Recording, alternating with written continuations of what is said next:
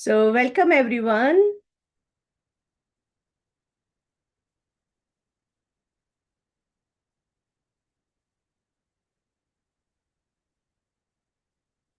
I'm Dr. Renuka Thakur, founder of Global Sustainable Futures Progressive Partnership Network.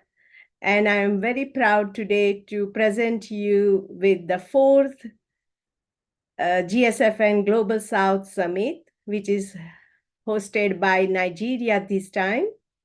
And I'm very proud that today, this time, we have got plenty of interest, and more than 150 participants have already enrolled for as a speakers, and many of others, like about more than 300 people, have registered to attend the summit. So I'm also very proud to mention that we are having very interesting events this time within the summit. And first of all, I would like to say my thanks and also invite the UK co-host, Elroy London University, and especially I would like to thank Professor Oluwafemi Isan.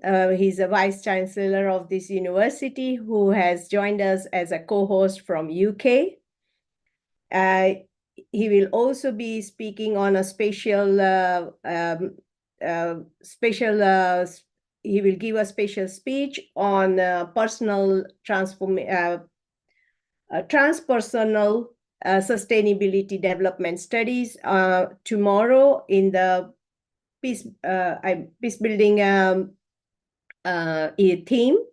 And we will have a royal guest visiting us tomorrow afternoon, and His Excellency is His Royal Majesty King Paki Silva of the Sovereign Kingdom of Hawaii, and we will have a global launch of the Elroy London University. So I'm very proud of having them in our having this event during our summit.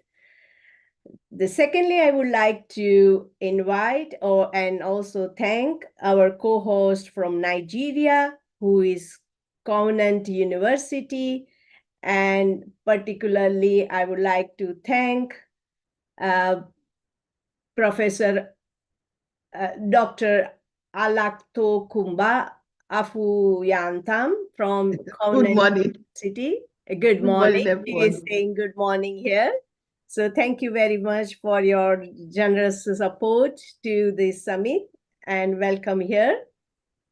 Thirdly, I would like to invite and thank our global co-host, who is UnityNet International. They are the network of networks, and they have a presence throughout the world.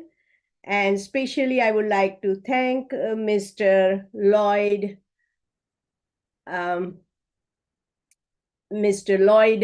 Halferty, and he will be also joining us.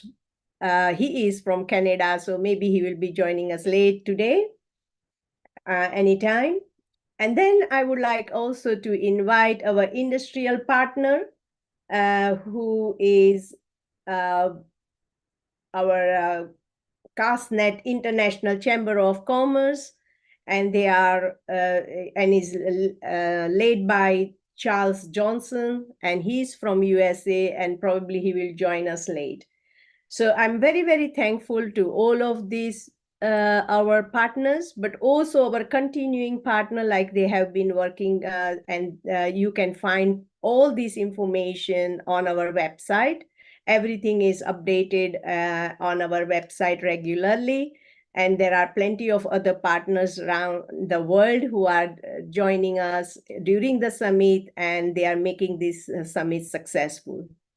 Today also we will have plenty of very esteemed senior speakers but also we will hear from the newcomers, new early careers, and I'm very much looking forward to have a mix of people talking about this particular topic today, which we are going to discuss this morning. Before going any further, I would like to run through our GSFN vision and objectives. So it's a 5-minute video, which I would like to share with everyone. I think few of them would know, but not everyone know this. So I would like to share the video first, and then we can invite speakers and we can go about our summit.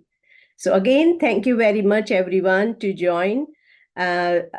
Just one more thing I would like to say, that this is all a collaborative effort to bring people's voices on this platform. It is something what everyone this platform is without any borders, without any limitations, and it is specially for leaving no one behind. And it is a collaborative process. Everyone is joining voluntary. No one is paid or getting any, commercial benefits from this network or this summit. So let me just have this video played for you.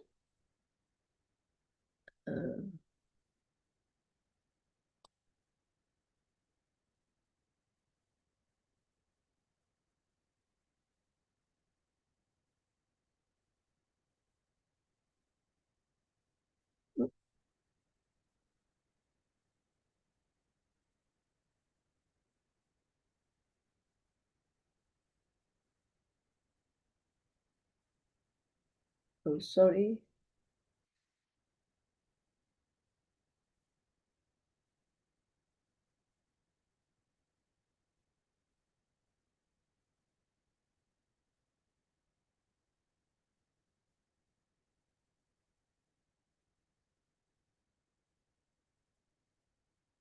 Okay, let me share the screen.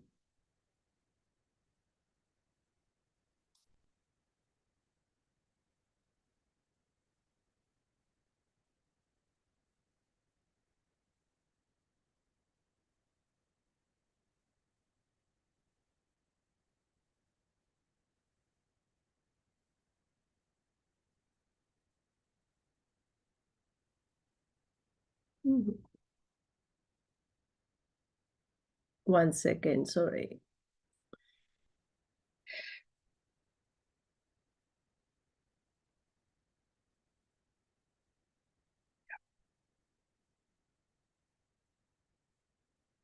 Okay.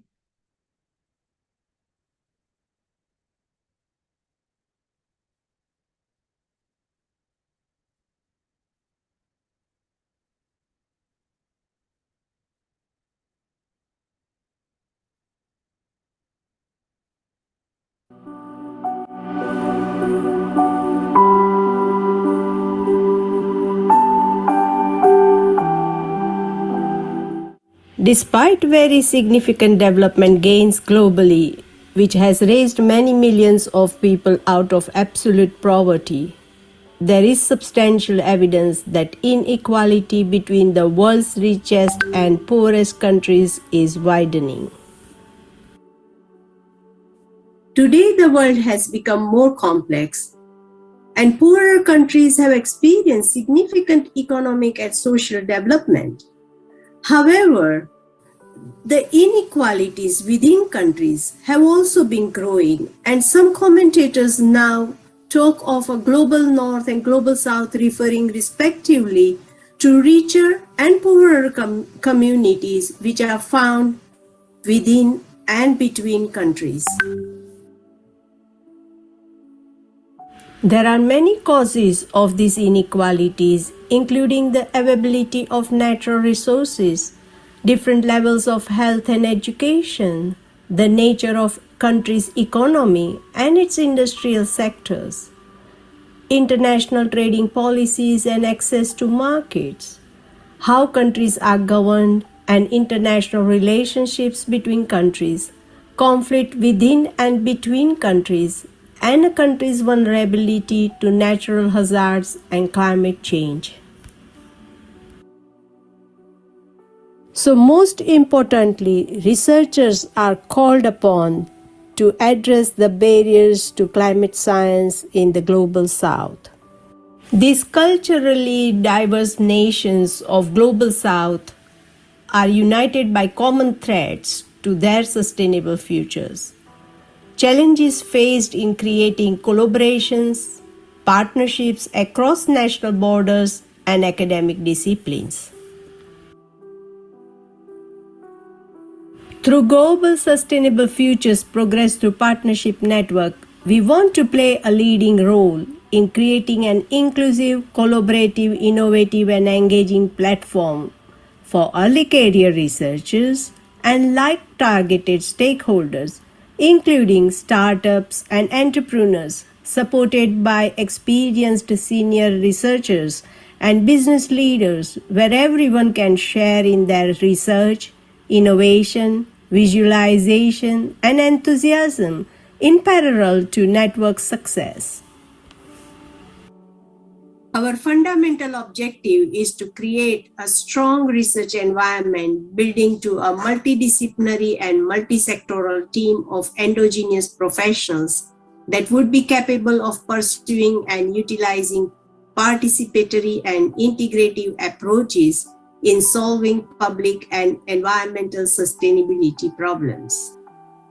Therefore, our priorities are empowering and capacity building, working with researchers to empower communities and individuals, increase independence and support to those who need it, give researchers and stakeholders the legacy of sustainable practices, fair and inclusive, improve economic and social and environmental equality, pursuing development which offers fair distribution and access to good quality life and working conditions.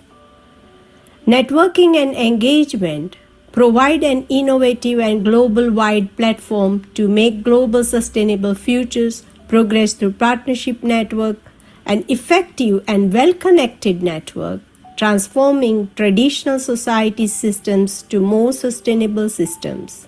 And above all, it is sustainability. So, co-create sustainable and resilient development pathways to secure sustainable futures for all and everyone.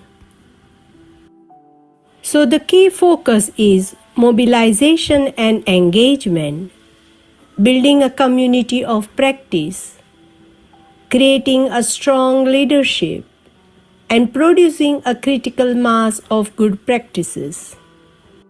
800 coordinators from 105 countries have joined me.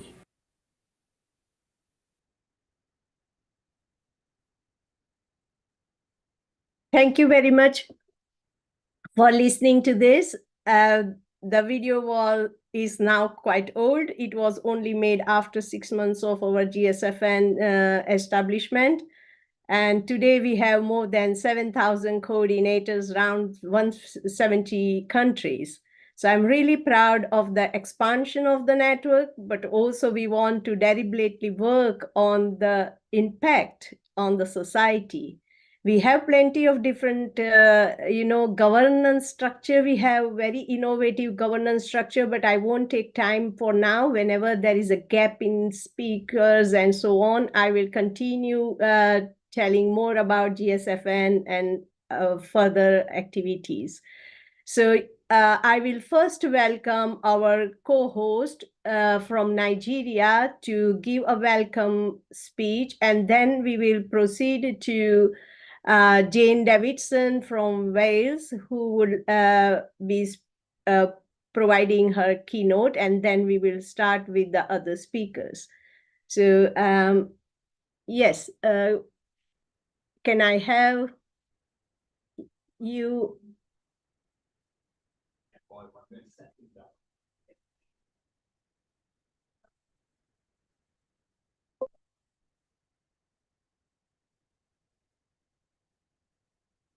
So where is?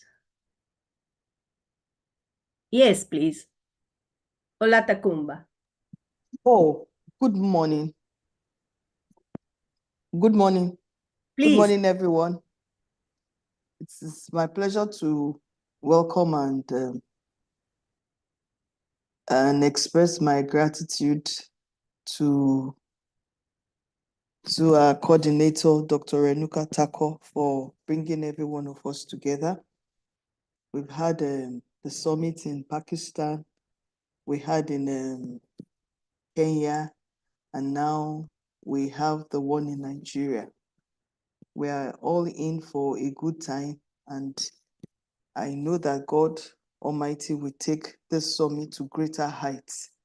And we're looking forward to a physical summit or a physical conference where every one of us can come together. I welcome every one of us from all the countries everywhere.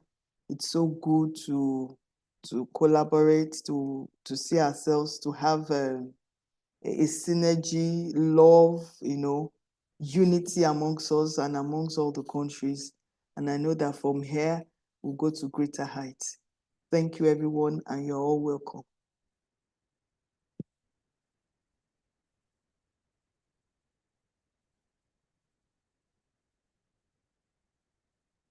Hello, Dr. Renuka. Hello. Yes, sorry. Thank you very much. And Yeah. I will now welcome Jane Davidson from Wales. Jane, please introduce yourself fully and then carry on with your speech, because I don't want to make any injustice to your profile. So please introduce yourself and then let us move forward. Good morning, everybody. I'm in Rotterdam, here to speak at the World Energy Council's Congress, and I'm very grateful,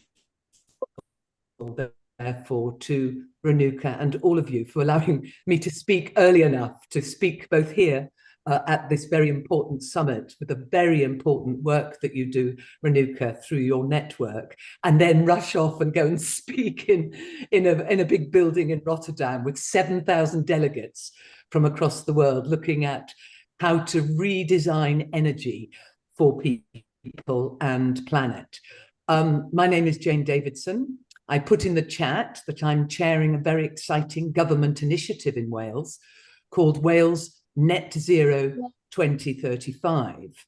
And the point about that work is that Wales uniquely has a Well-being of Future Generations Act, which has made Wales the only country in the world that has a law, a legal mechanism to deliver on the Sustainable Development Goals.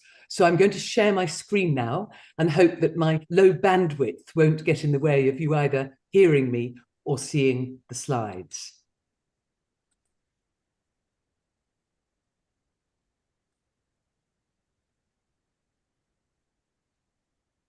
So hopefully you can now see my slide. And yes, we can. Excellent, thanks, Renuka. So my focus is going to be on the fact that we have this legislation, the Wellbeing of Future Generations Act, means that all the public services in Wales, including the Welsh Government, that's incredibly important, now have a duty to deliver on the Brundtland definition of sustainable development. They must ensure that they are looking after the interests of future generations alongside current generations. And on the front of the law, it is very clear that organizations have to think long term, they have to think preventatively, they have to collaborate with others, they have to integrate about whom decisions are being made.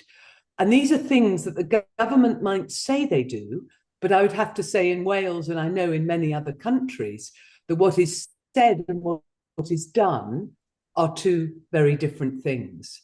There are 4 pillars underpinning this legislation. our society, our environment, our economy, and very importantly, our culture. So any country in the world that wanted to adopt similar legislation would do it differently because they would have their own culture, society, environment, and economy. And I said that it was the only law in the world to deliver on the Sustainable Development Goals. So a lot of work was done to make sure that the overarching principles from the goals are incorporated in the 7 goals that have been chosen to deliver by the people of Wales for the people of Wales. And these are the actual words in the law. So prosperity, it's not defined as growth, but it is defined as innovative production and low carbon, recognizing the limits of the global environment. And prosperity is linked to generating wealth and providing employment opportunities, allowing people to take advantage of the wealth generated through securing decent work. So every single one of these words has a definition in law, and the importance of them, because you'll be able to see the slides and I can share them separately if that's needed later. The importance of these words is that they are part of the law. So this is on the front face of the legislation. And so when we think about health, we're not thinking so much about how many doctors, how many nurses, but what are the conditions that will enable our country to be healthier? And Wales is the poorest part of the UK and the unhealthiest part of the UK.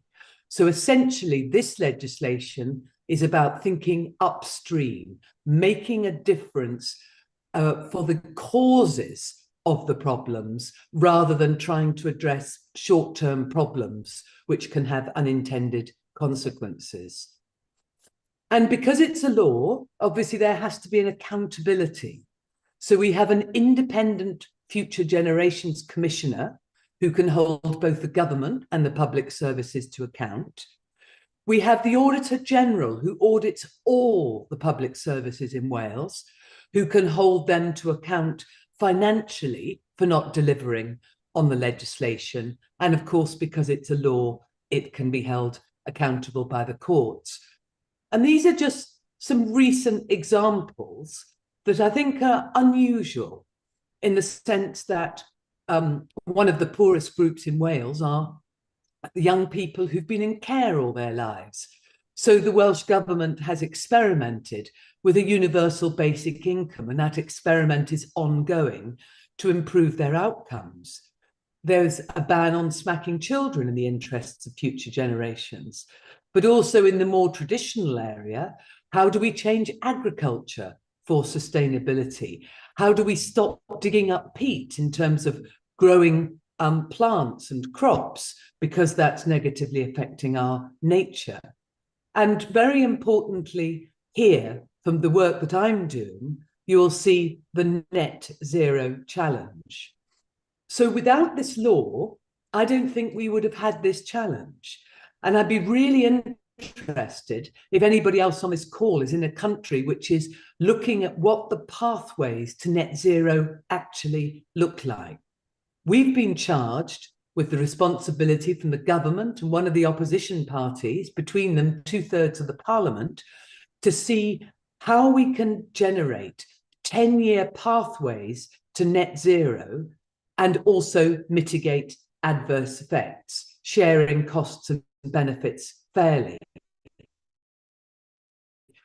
And it's the Wellbeing of Future Generations Act that enables us to do this work in a way that we could not deliver an outcome without being fair, without being just, without being nature positive. So what you see in this slide is the framing of our work. Obviously, we have to do this within planetary boundaries. We are doing it, we choose to, within the legislation. And the way we're doing it is we've set up 5 challenges, 4 for the big emission reduction areas in terms of buildings and transport, we call it connections, and food and energy, but also the big opportunity about education and the future of work. But within that, there's all those enablers and barriers, the risks, how to finance this, what regulation do we need? What issues are there for insurers? How do we create a circular economy? Where do we get more money from? So we're calling those domains, but really they're the enablers and the barriers. And through our work, which started 18 months ago, we are looking at all points for how we participate and engage. I may be chairing it, but I'm a facilitating chair, not a leading chair. And therefore my work is to say, go out and talk to as many people as possible. And at the heart, our group is always looking at how we participate, how we influence all our challenge groups, how we bring that in to influence the wider agenda. And we're just about to go out and participate with a range of organizations, including some organizations through the Commonwealth organizations, to actually see what our pathways look like and whether people will find them acceptable, or what would make them acceptable. Because clearly, if we're going to try and decarbonise buildings in Wales in 10 years, we haven't got enough money to do it. We may know how to do it, but how could we do it in the quickest way possible to improve the quality of life of the citizens of Wales? So we're testing with our partner organisations, we're testing with young people through the Wales Youth Parliament and others, and we're explicitly going to ask the Parliament, the government and others to actually look at having a citizens' assembly to test our outcomes. Now, we're part of a global narrative because there are a number of countries which are part of what we call well-being economy governments. And the UN at their meeting in September is actually proposing a special envoy for future generations, which is based on the Commissioner model for Wales. And I was delighted that when we launched this work in 2015, the UN said what Wales is doing today, world needs to do tomorrow. And this is my book about the story, that if you wanted to know more, but please also get in touch with me. So perhaps, Renuka, if I stop there, and I don't know whether you want there to be an opportunity for questions now or to facilitate questions through the chat, because I don't want to overrun my time. Wonderful. Thank you. Thank you very much. I'm always happy to welcome questions from audience. If anyone have, please, we can have some time to, we have some time. So anyone, if you want to go ahead.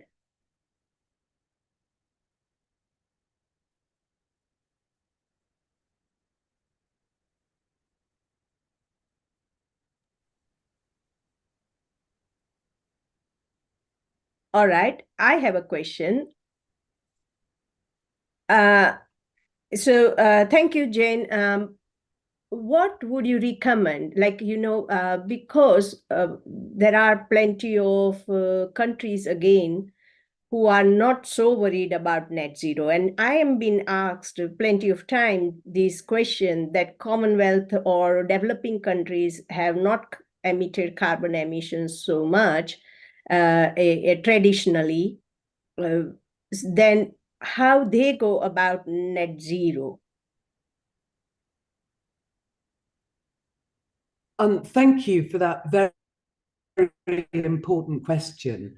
From our perspective, we believe that as one of the countries that has contributed towards the problem, we should be very much part of how we can navigate our way towards solutions. And I think what's really interesting here at this very big energy congress at the moment, where there's very large representation from African countries, is to actually facilitate greater opportunities for people across the world, particularly in the global south, to have access to energy, but not having to do that in a way that is delivered via a market economy. Because it's the market economy that causes so much damage in this space.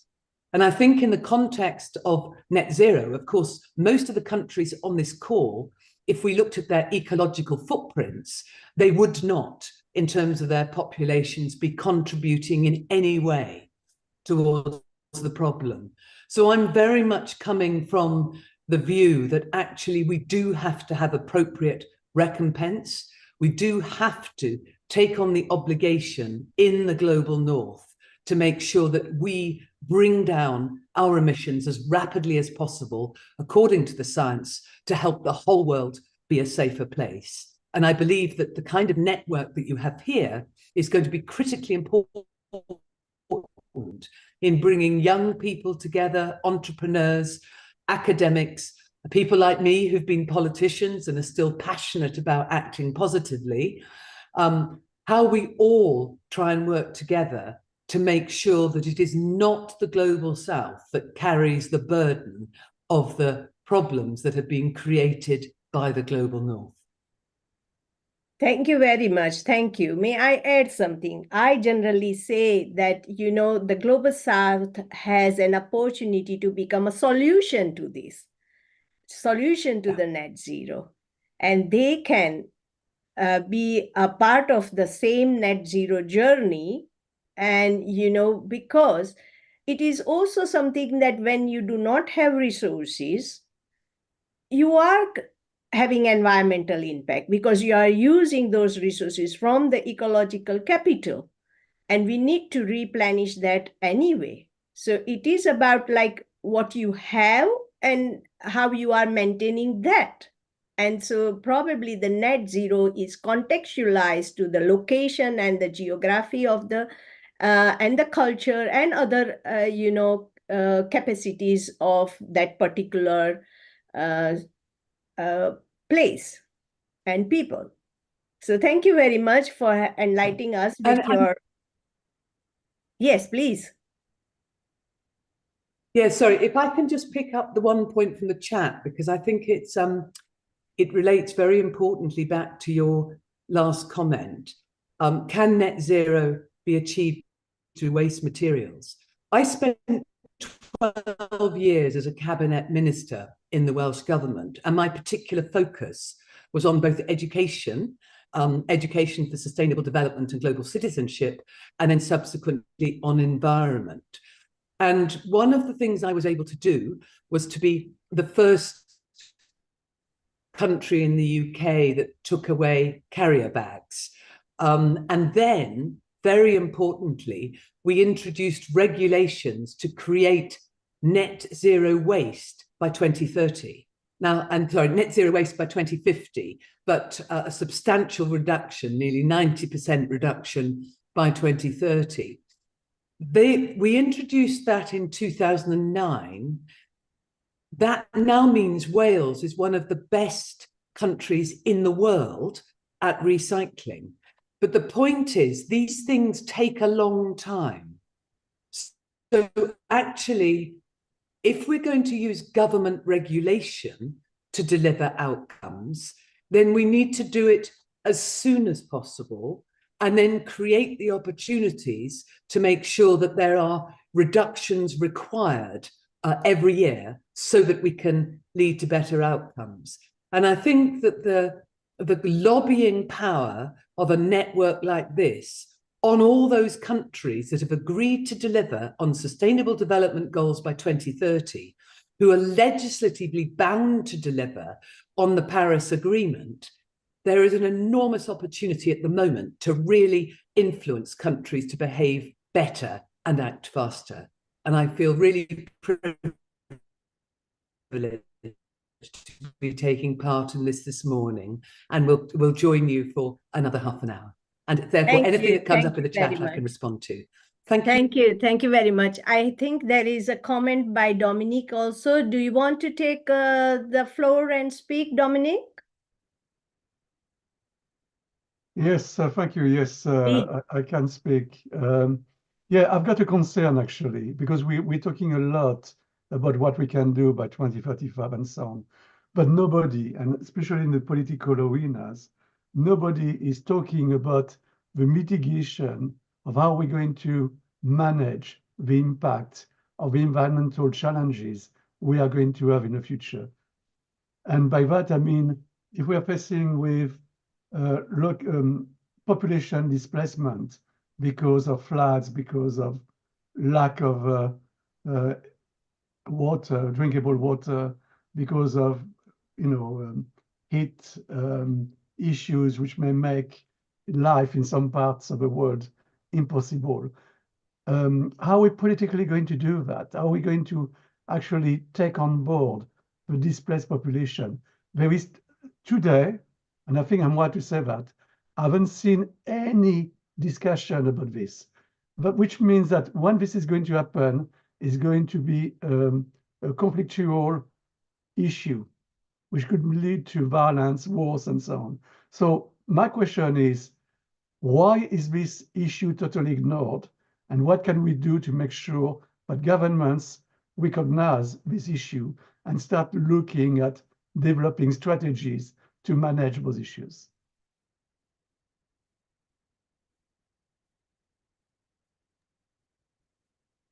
Jane, do you want to come here?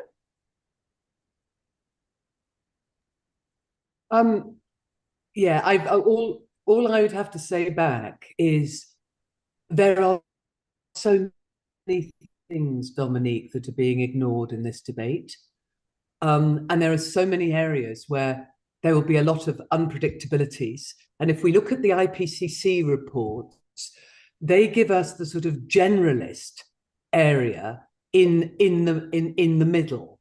But actually, I'm becoming incredibly interested in the scientists who are working on the extremes, because I think we need to understand far more effectively the impact of extremes if we're going to be able to think about what political input there can be. There's still an enormous agenda in getting most politicians to understand the level of the problem that we're going to face. And I know that at the end of the day, for us, all I can do and my team can do is actually look at how we can do this in Wales in the context of what we understand about our own country, and hope that some of what we say, we're publishing in July, will be useful to others who want to try and engage with their countries to do something similar. The biggest problem I think we face, and I was talking to a chief executive the other day and asking him that if he was asked to do a piece of work by 2050, when would he start it? And he said in the current circumstances, where there are so many problems facing him all the time on every front, he would probably start it about 6 months before. And I think we have to understand that that is the potential about where we're going to be, is that people won't have the freedom or the timelines to really consider what action needs to be taken if they don't start now. So I think my fundamental message is that if we want to persuade politicians, we have to help them understand both the context, the challenges, but also the potential pathways. And so our focus in Wales is really very heavily on where can we provide optimism in actually improving circumstances for people. And that's our focus in terms of trying to do this work, because otherwise politicians will not put it in their manifestos for the next election. Thank you. Thank you very much. I would like to invite Ujjwal for his question.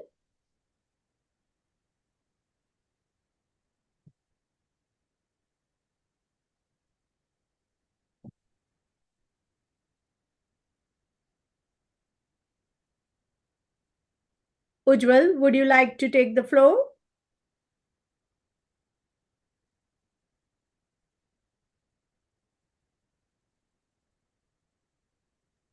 I think he has an issue. He cannot. Oh, unmute. he's saying I cannot unmute. Okay, let me try to unmute you if I can. Let me see. Is it possible now?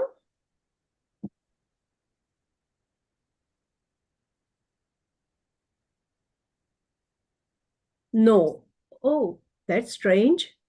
I haven't done anything like technically. Maybe you can, I can read the question for you now, and you can go, like, leave the meeting and rejoin us. Maybe that will solve the problem. Okay, so I will read the question.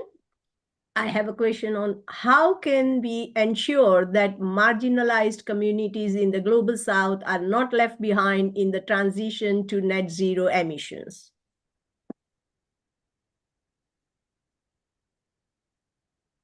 I think that all I would say in response to that is that it is not for me to say how the global south wants to present itself to the world in the context of what it wants to demand. And I think the global south has an enormous right to demand support at this time. But I think there's a real opportunity through this kind of network to think about what those demands are, because we know that the COP process is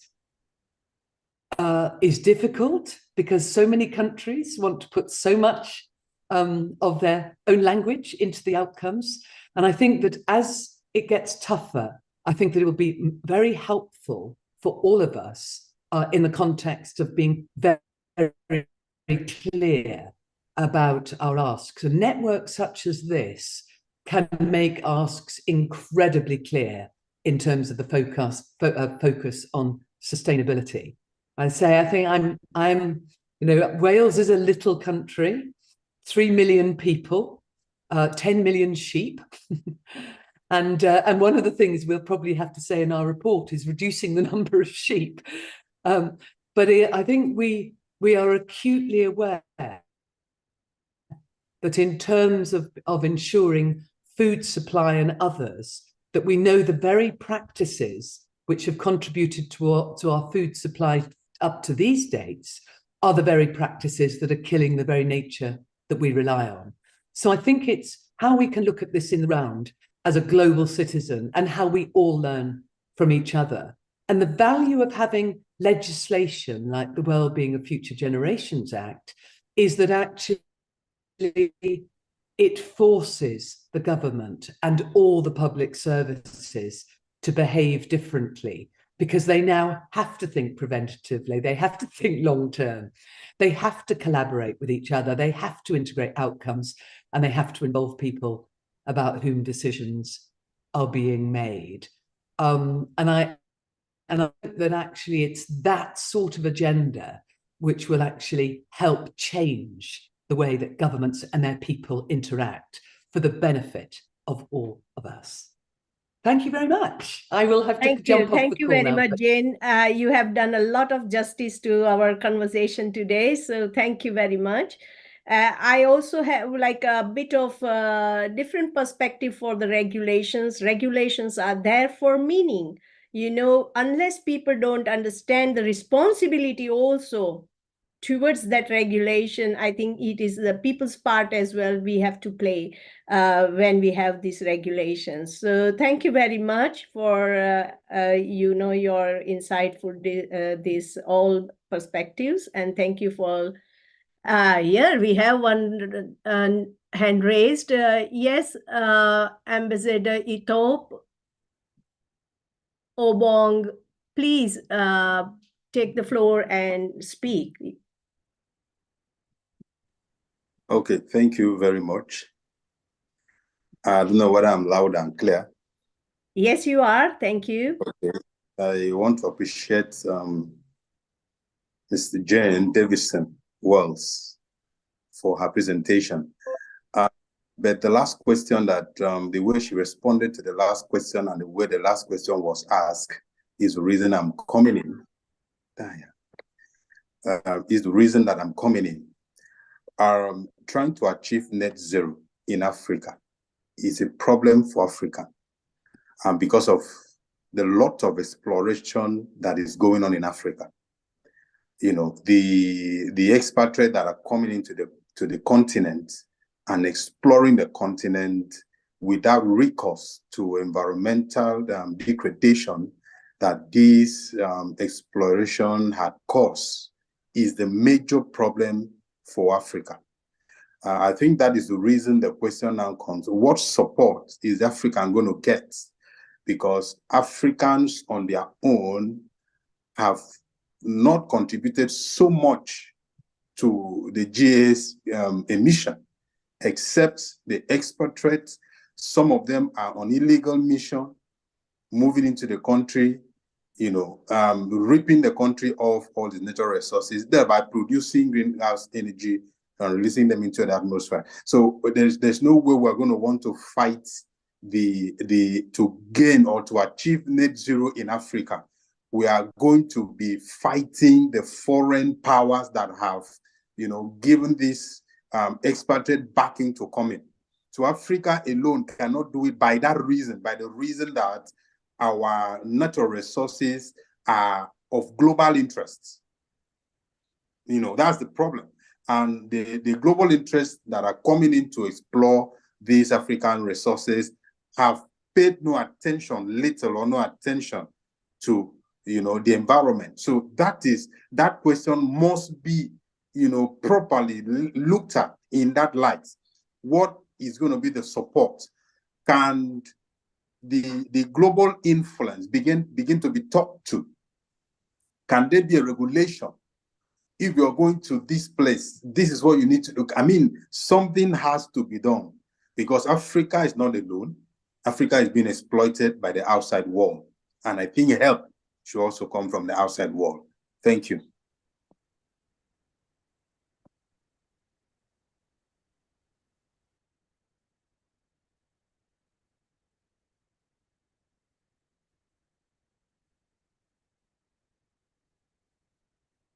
Thank you, Jane. Do you want to respond at all? I think it's absolutely true, and but I think we also have to remember that, my little country of Wales has also been exploited, because Wales is a net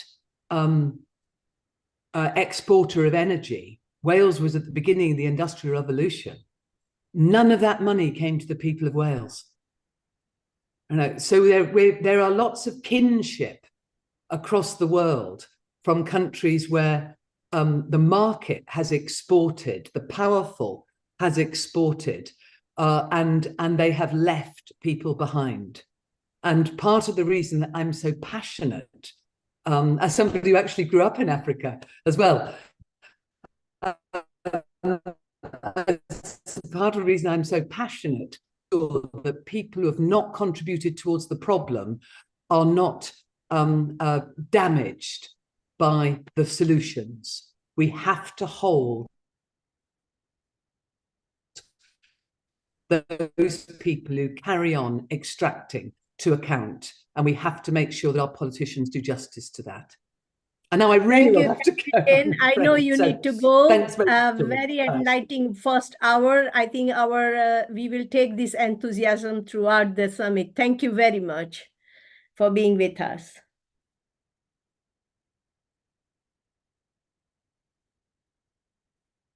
Okay, now I will go through my list and see.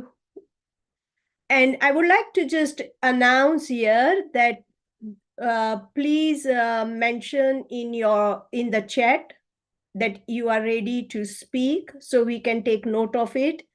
Though we have some structure panel ready, but it may happen that because people are working at the same time, it may happen that they are not here. And so we may change our schedule. We will be very flexible and adaptable to the people who are present here. So please write down in the chat if you have any concerns about the timing and the speaking and all that.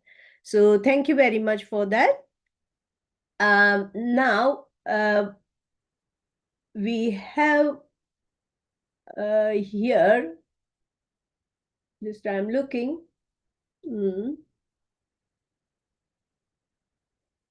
we have Taluwalope? No. So let me see whom we have. We have Prince Aziz here. Yes, I'm here. Wonderful. Okay, and do we have Ecuador Maria here? No. And then do we have Bhaskaran? No. Okay. And Ismail? Ismail? No. So I think we can start with Prince Aziz. Sunny, please welcome to the floor and have your time. Thank you.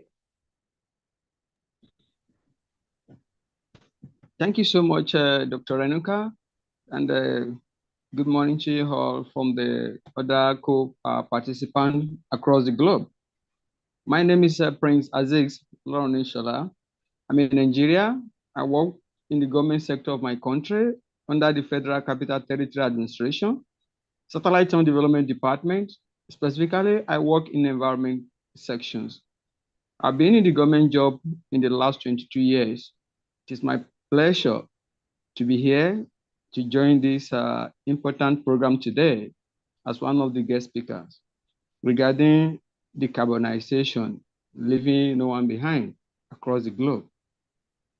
So it is so important today to know that by the latest report or the last report of 2023 from International Energy Agency stated that 37.4 billion tons of carbon dioxide or greenhouse gas emission is out there, yet uncontrolled or yet unmanaged, and we need to do something very important to be able to achieve what we are talking about SDG 2030, especially when you're talking about climate change action, SDG Go 13.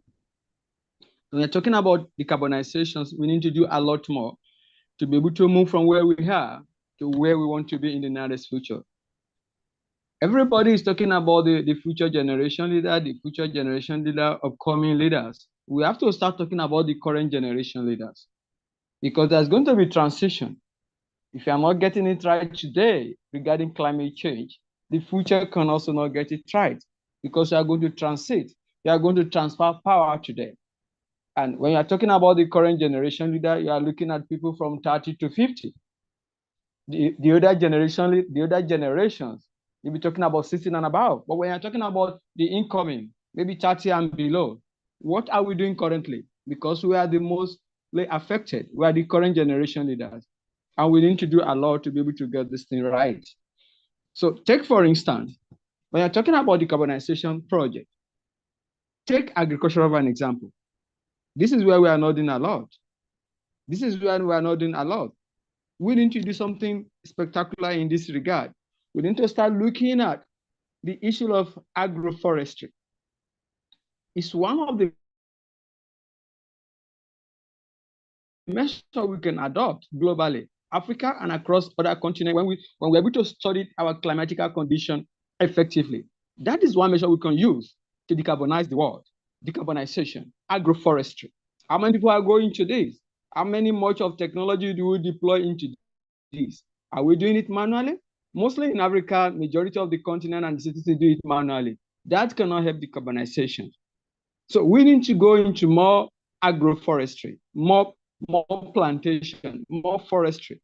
So that is one of the strategies we need to do. We also need to improve on the area of agroecology, at least farming, direct farming system without issue of fertilizer and pesticides and other chemicals that can trigger the issue of greenhouse gas emission or carbon dioxide. So we need to do more. But today, how many people are planting trees? Nobody is interested, only few people.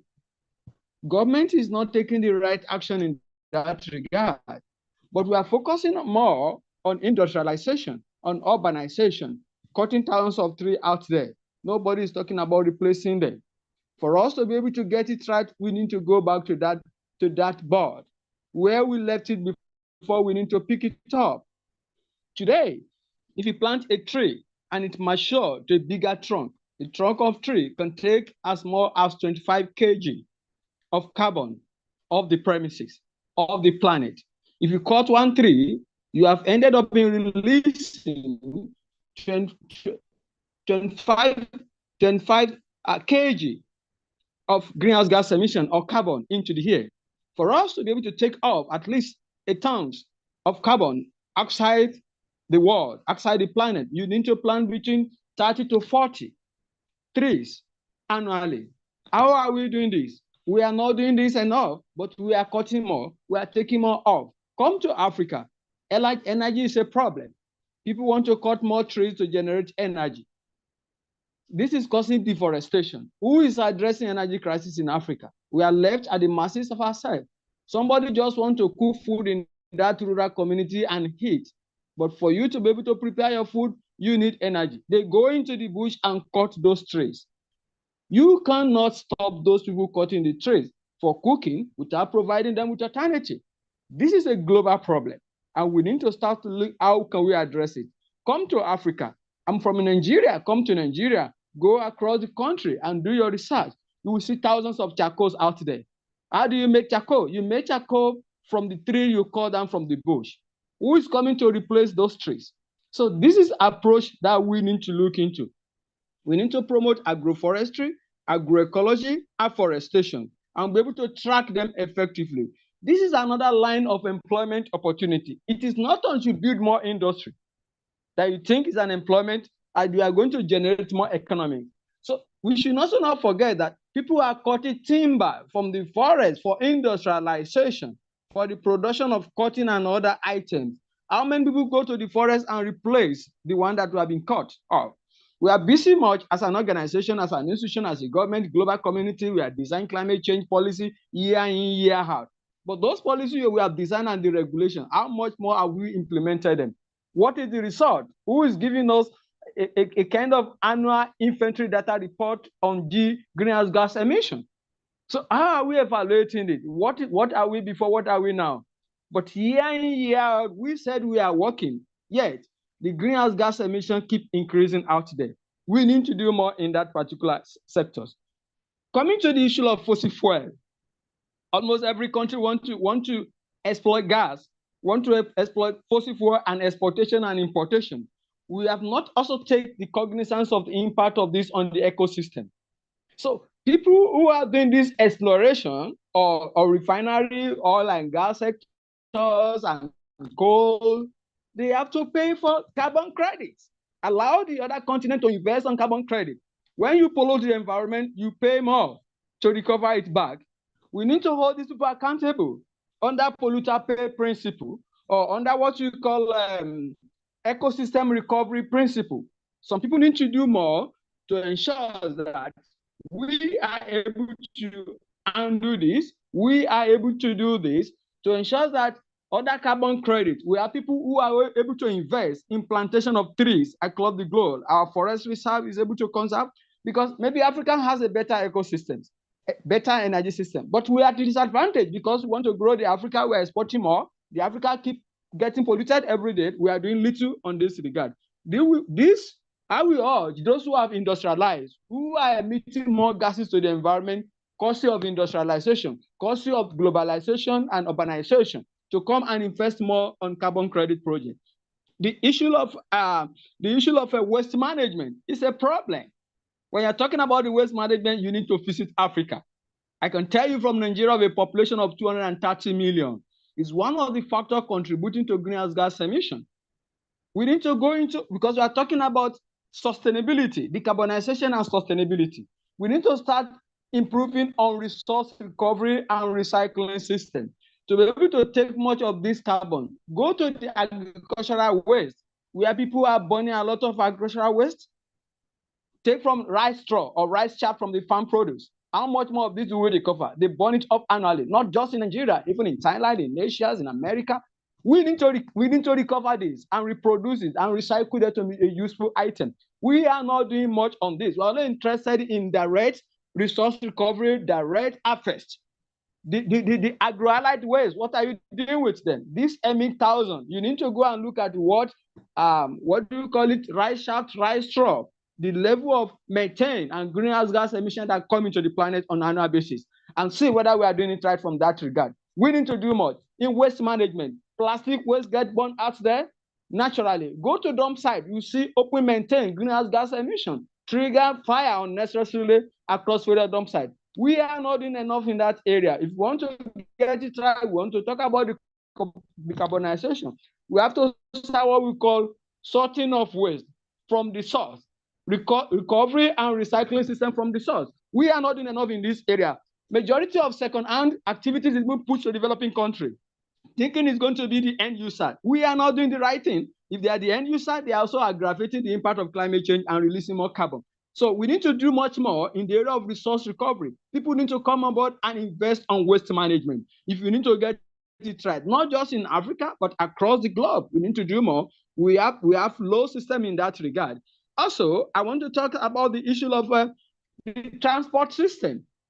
The transport system, the current transport system across the globe is not working, because when you say you are decarbonizing, you are producing more vehicle that is using gas. We are not decarbonizing anything. You are producing vehicle that is using more coals, maybe like rail system or whatever, that they are using coal. You say you are decarbonizing, that are using oil. You say you are decarbonizing. So we are not decarbonizing. If you want to do that, you have to start diversifying the system. Diversifying the system where we can use more of electric vehicle. We have to start innovating. Do we have some of the vehicle that can use hydro, water? Innovation can get to that level that you only need water to power your electricity, to power your gas. We need to go into that particular system. Of course, some people are talking about the issue of electric cars. So how do you manage the lead from the battery? How do you manage the waste, electrical waste outcome of it? That's another challenge. So we have to start looking into that. Then the issue of renewable, the energy itself is another aspect that we have to start looking at. When you're talking about the energy generation system, we have to start cutting down the source of energy from coal, from fossil fuel, from gas and oil, and move to green energy, move to hydro, move to solar, move to wind. This is what the world needs to develop on. When you're talking about the energy, the world now power mostly by fossil fuel. We have to change if you are talking about decarbonization.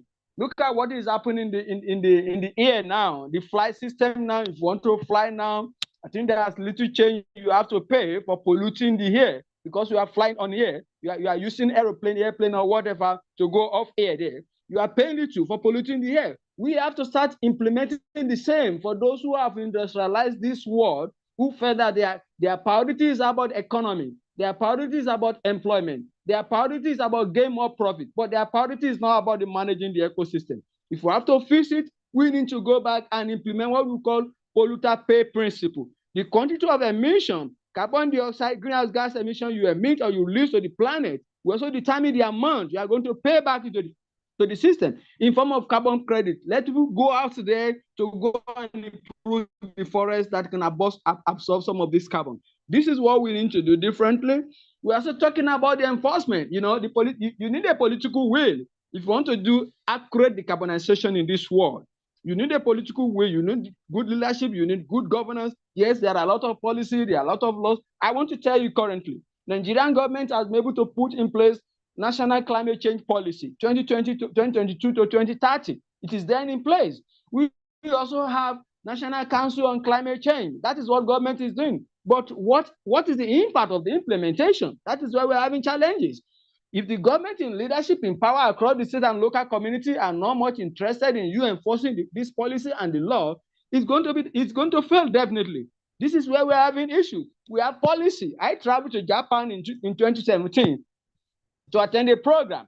I traveled to Singapore in 2019, where I attended a program on environmental conservation and sustainability. Those countries have some policies that are working for them. They don't want to care whether you are a big man, you are a small man, you are a middleman. They want to implement their law.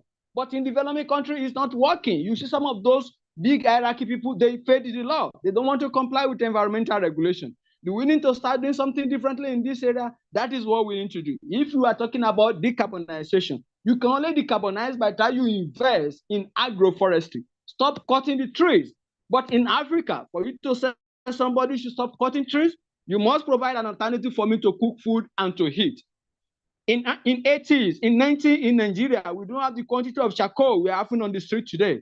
We need to bring up smart energy. We need to bring up some of the equipment, some of the components that will consume little energy. We are not getting it right currently.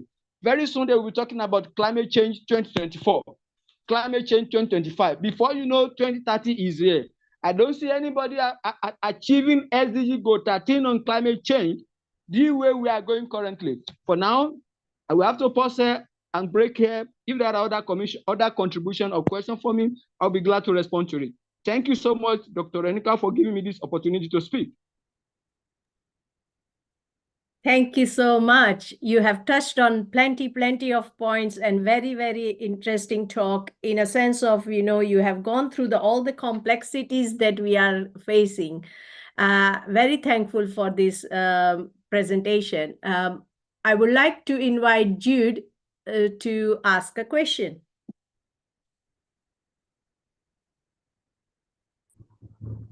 Thank you very much. Can you hear me? Yes, we can. We can. Okay. A very thank you to the speaker. That's the person of Prince Aziz Sani Olorunishola. Thank you very much, sir. It was quite insightful and informative. I have two questions to ask at this point. The first is where you mentioned the polluter pay principle. I think we used to call it PP, pollutant pay. And you want to ask yourself, going by that, what kind of direct impact will that have, looking at it from the positive side? Because over time, even when these principles are enforced, the defaulters will just make payments and then the money goes back into the coffers of whatever agency or commission is saddled with that responsibility. And we don't have direct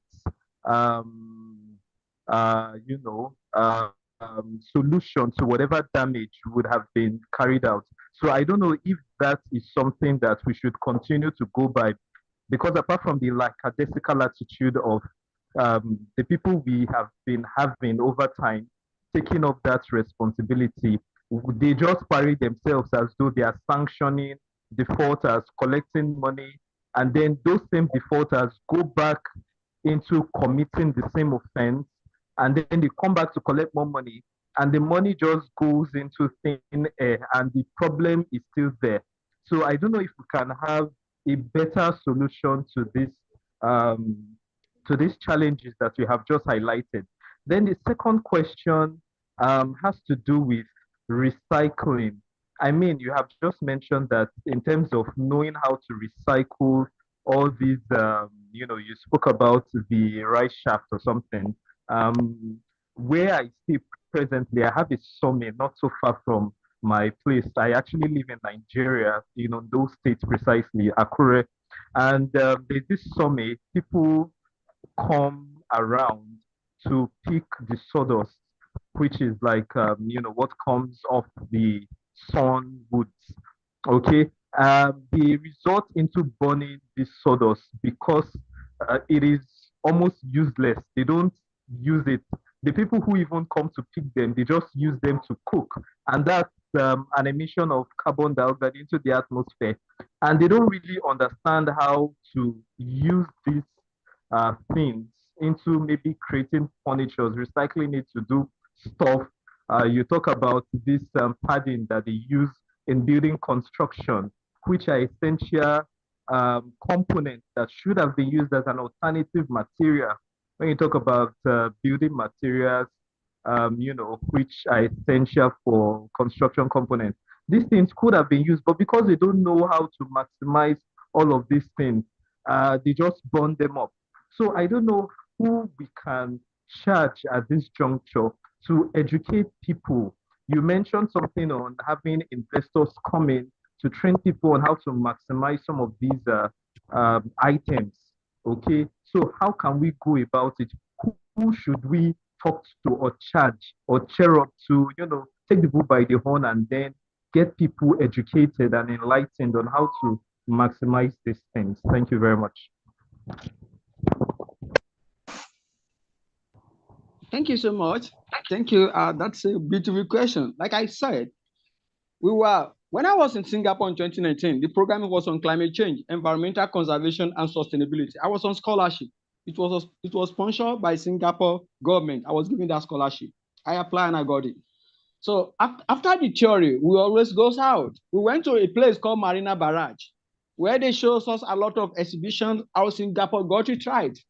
And we were told there is no waste in Singapore. What we have is resources.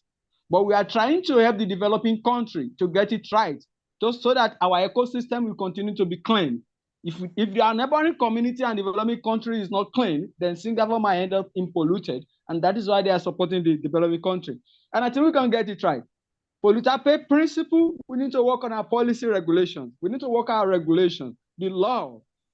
If somebody is polluting the environment and you're asking somebody to pay, what is the person paying? Is it in material? Is it in kind? Is it in fund? For God's sake, if you misbehave and you are not expected to do something in some country, your operation license might be withdrawn. That is paying back. Maybe for 6 months, for 2 years, your company might shut down. For those countries who mean the business, they don't care what resources or what problem you are paying back, but they know you are going to have your country shut down, your company shut down for 6 months, for 1 year. Once you come back after that shock, you will never dare that again. That is one of the measures. You can also sanction an individual who operating within such organizations who are meant to be regulating the emission in those areas, who are not doing the right job. Their license might also be withdrawn, they might get sacked. That is another sanction. The third aspect is the monetary aspect. Yes, if you ask somebody to pay for polluter pay principle and is paying in fund, how much is he paying? Somebody know that if I commit this offense, I'm going to pay like £5,000 or $7,000 or 6,000 euro for committing singular offense. And that money might run down my entire business I've made for the last 25 years or 30 years. He's not going to commit such silly mistakes. That is what we call polluter pay principle. By the time you know the gravity of what you are paying for, it doesn't worth it, and you may lose out everything. That will force you to do the right thing.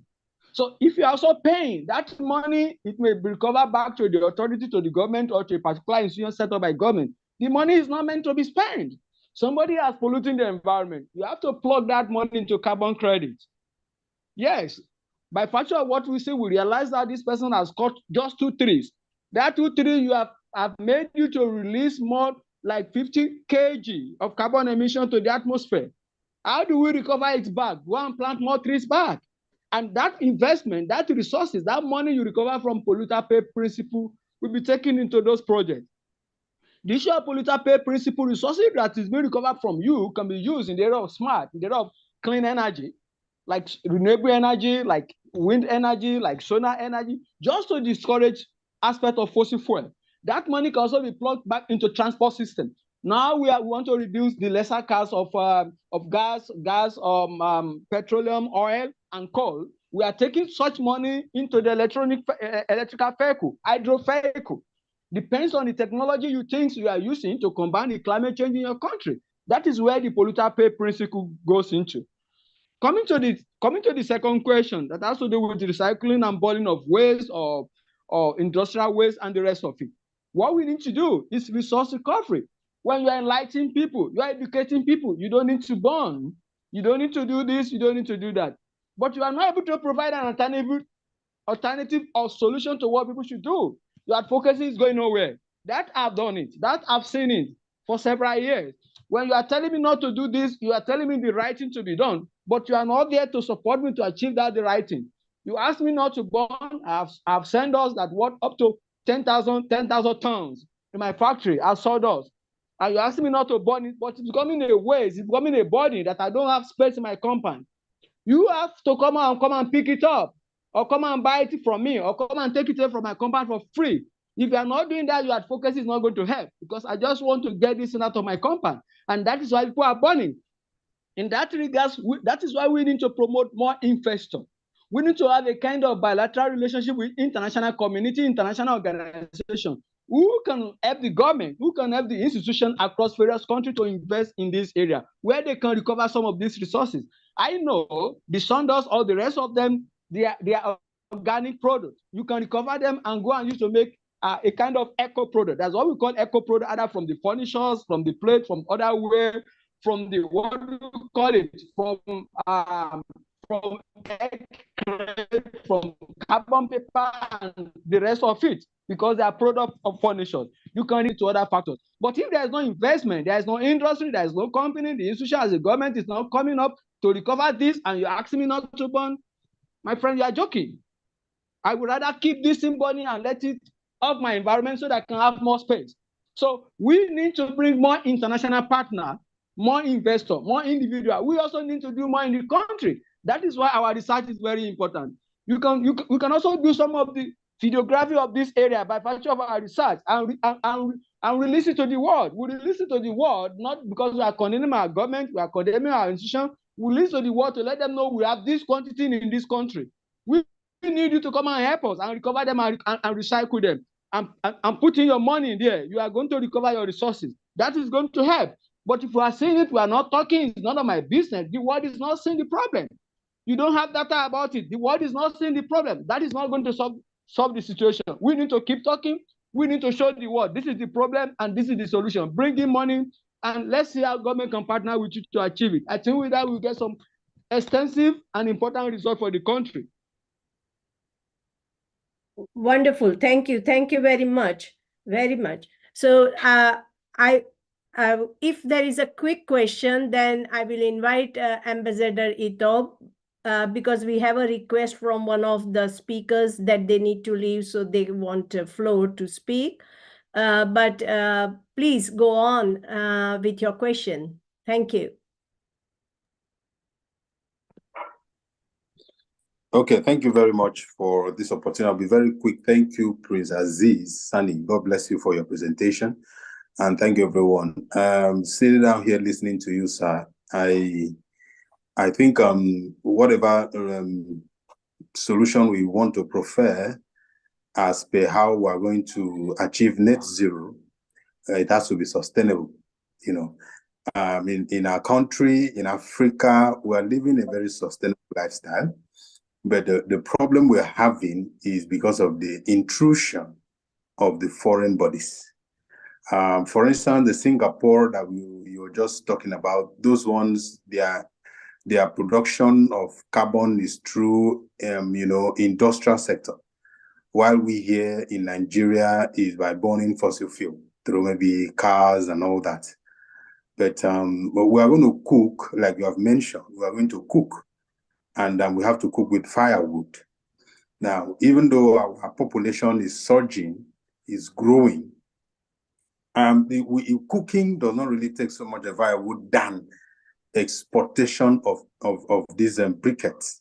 You know, this exportation is a problem.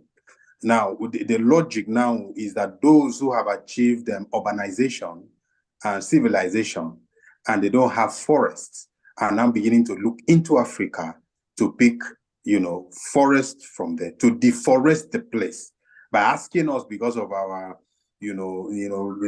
seemingly impoverished situation or condition, to export briquettes. That is the problem, that exportation.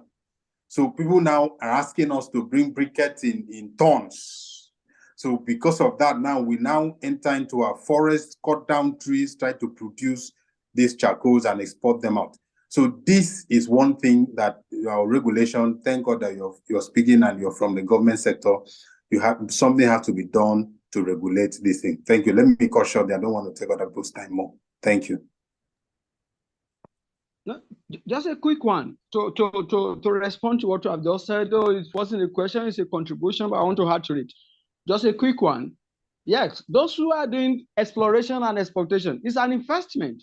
If they come into the country and you want to get charcoal at tons out of my country, you want to take teak forest out of my country, you have to pay back in billions. In fact, I can ask you, I'm giving you the next 15 years. Let me go and plant what you need for you. You cannot take out of this because I don't have enough. Bring your money, come and invest. Come and grow your tree in Africa. Come and grow your tree in Nigeria. In the next 10 years, we are going to harvest them. That should be the objective. Then before government to decide to say, okay, take this charcoal out of the country, what quantity do you have in the country? If it's not enough, then you don't give to others. So they have to bring their resources first and invest it before they recover. That is another ideology the government can decide to use. But this is an institutional arrangement. It's a government perspective. It's an ideology. If we are talking about decarbonization, we may start looking at that aspect. Not that you come and invest what I have and pay. Come and invest your own. When it's mature, you come and take it. That will not impact on my economics or my ecosystem. And that is where we should go. That is what Singapore is doing currently. That is what Japan is also doing. When I was there in 2017, and they showed us how their country is working and what you need to do to fix your own country. I think if we're able to follow some of this ideology, we start getting so many things right. Thank you. Thank you very much, and we will continue this discussion. I would like to invite Dr. Vinod to present his presentation. Thank you. Good day to everyone. I extend my warm greetings to each and every one of you. It is with immense honor and privilege that I join this remarkable event. My heartfelt thanks to Dr. Renuka Thakur and the entire team for spearheading such a wonderful initiative. And I'm grateful for the opportunity to speak on the topic decarbonizing health systems. And I'm the Chief Supply Chain Officer of JNRC Group of Hospitals in Northeast India. Well, as we know that the climate change is affecting human lives and well-being across multiple dimensions. It jeopardizes the crucial elements of good health, such as clean air, safe drinking water, a reliable food supply, and secure shelter, posing a risk to the advancements made in the global health over the past decades. Between 2030 and 2050, it is projected that the climate change will lead to about 250,000 extra deaths annually due to malnutrition, diarrhea, and heat-related illnesses alone.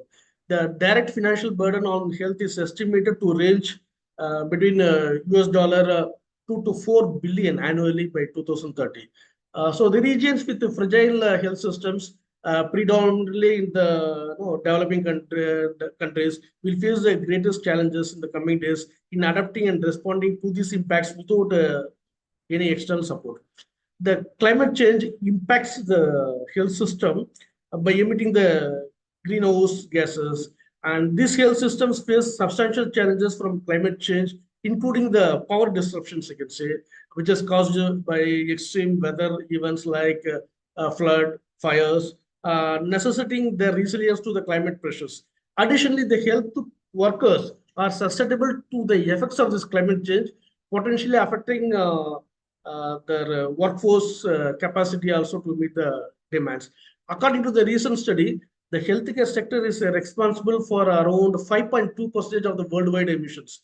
The factors such as like extensive reliance on anesthetic gases used in operation theaters, widespread use of the single-use plastics used in various departments that includes cath lab, operation theater, and the waste generation due to the medical devices and consumables, and a gradual transition to the renewable energy sources this wasn't the problems, and various policies and the individual actions such as like transportation and energy consumption decisions offer opportunities to decrease the greenhouse emissions while yielding the substantial health benefits, especially by mitigating the air pollution. Initiatives like the transitioning away from polluting energy sources or advocating the public transportation and physical activity could concurrently reduce the carbon emissions, and it can alleviate the health impacts of the household and outdoor air pollution, which currently result in almost 7 billion premature deaths annually. The healthcare decarbonization is set to gain a momentum in the coming decade. This decarbonization strategies to overcome, in particular, the healthcare must adopt a systematic approach to have a substantial effect due to the intricate nature of the health systems. So embracing the sustainability approaches within the systems require a comprehensive examination of every aspect of care, encompassing the supply chain, which is my portfolio, and healthcare delivery, and also the education of the healthcare personnel. It is essential to integrate the suitable assessment frameworks with the reliable metrics into the healthcare health system performance objectives. In formulating this decarbonization strategies, it is crucial to maintain a focus on the fundamental aspect of the healthcare people. Enhancing the quality of care and individual outcomes should consistently take precedence in any efforts to reduce the carbon footprint of the healthcare system. So by all these considerations, which are the possible areas for action in healthcare? What is the way forward for decarbonization in the healthcare system? The first one is almost the prevention. because the prevention is the central tenet of health system sustainability. By preventing the occurrences of diseases in the first place itself, the necessity for the individual to seek the medical attention diminishes. Thereby, it leads to the reduced cost for the health systems and lower emissions. The next area for action is the personalized and targeted care, utilizing the personalized approaches that leverage the individual data, such as like biomarkers, to customize treatment that ensures that the individuals receive these therapies most likely to yield benefits for them. Then digital approaches, obviously. The digital methods have proven particularly beneficial in the realm of cancer care, demonstrating a notable improvements in efficiency and patient outcomes. And a great emphasis on the community-based care is also another area for action. Then facilities and infrastructure. In countries with the capacity to invest in new healthcare infrastructure, the efforts should prioritize the sustainable practices whenever possible. This includes like sourcing materials and sourcing the sustainable product and employing the renewable energy resources and constructing the energy efficient buildings and fostering facilities. For example, even in GNRC hospitals, we used to have a bamboo cladding, like which are all used as interiors. So this acts as an insulation. So the air conditioning is avoided, and thereby we could be able to save a huge amount for the electricity cost. So those kind of activities. Then next comes the supply chain. Plays a major role, substantial role in carbon emissions, encompassing production, transportation, and disposal of various goods and services like medicines, medical devices, food, and hospital equipment. And the another most important area of action is the transport. The transitioning to low carbon travel and transport strategies can can bring better outcomes like health benefits by mitigating air pollution, and healthcare institutions particularly may opt for the electric emergency vehicles and contingent upon the establishment of a robust charging infrastructure. By offering a public and active transport alternatives, the healthcare facilities can enhance the accessibility and confer evident health and environmental advantages. We stand at a pivotal moment where governments worldwide must translate their rhetoric into tangible actions, crafting a definitive strategies to fulfill the commitments towards decarbonizing and the movement towards net zero, and thereby enhance the resilience of the healthcare systems. It is also important to recognize the interconnectivity between the health and all other sectors and foster joint approaches, a collaborative approaches required to the environmental sustainability, most importantly. And it is crucial to acknowledge the interconnectedness of the health with other sectors and promote a collaborative effort towards environmental sustainability. This kind of integrated approach, it aligns with the United Nations Sustainable Development Goals, which underscore the benefits of addressing the healthcare, social disparities, and environmental concerns to foster prosperity throughout our communities worldwide.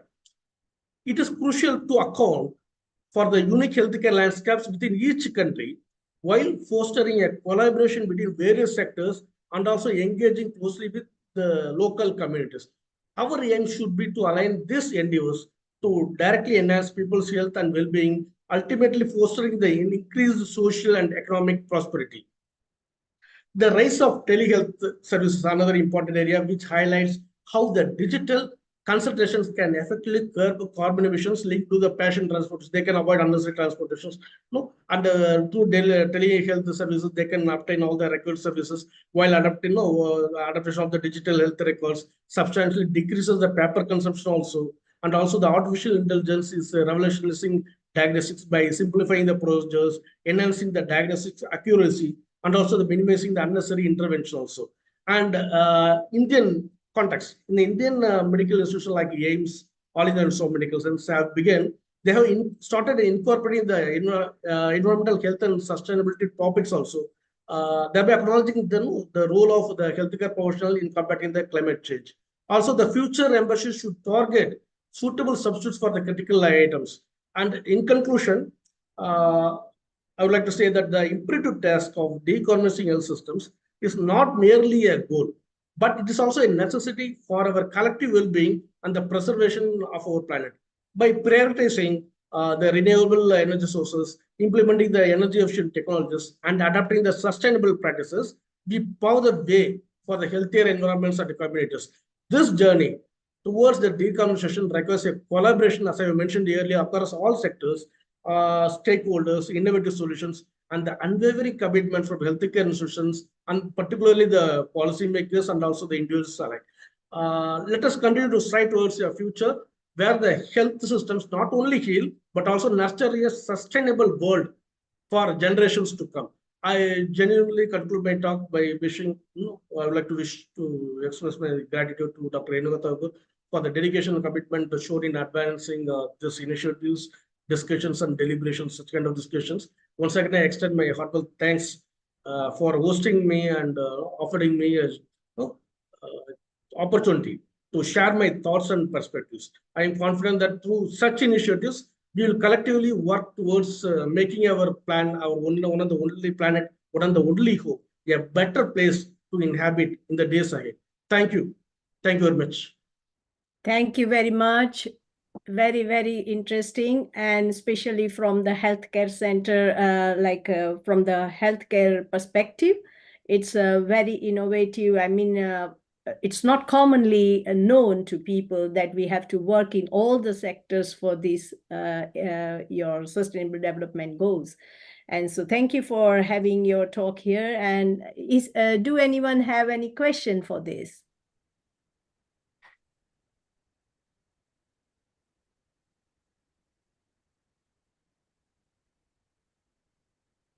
Okay, not to worry. I might have, I can ask you one question in a sense of how do you relate it with explaining people about, including all the stakeholders of healthcare, the decarbonization, how that would imply, I mean, how they can contribute very easily. What are the very easy steps that people can take to contribute to it?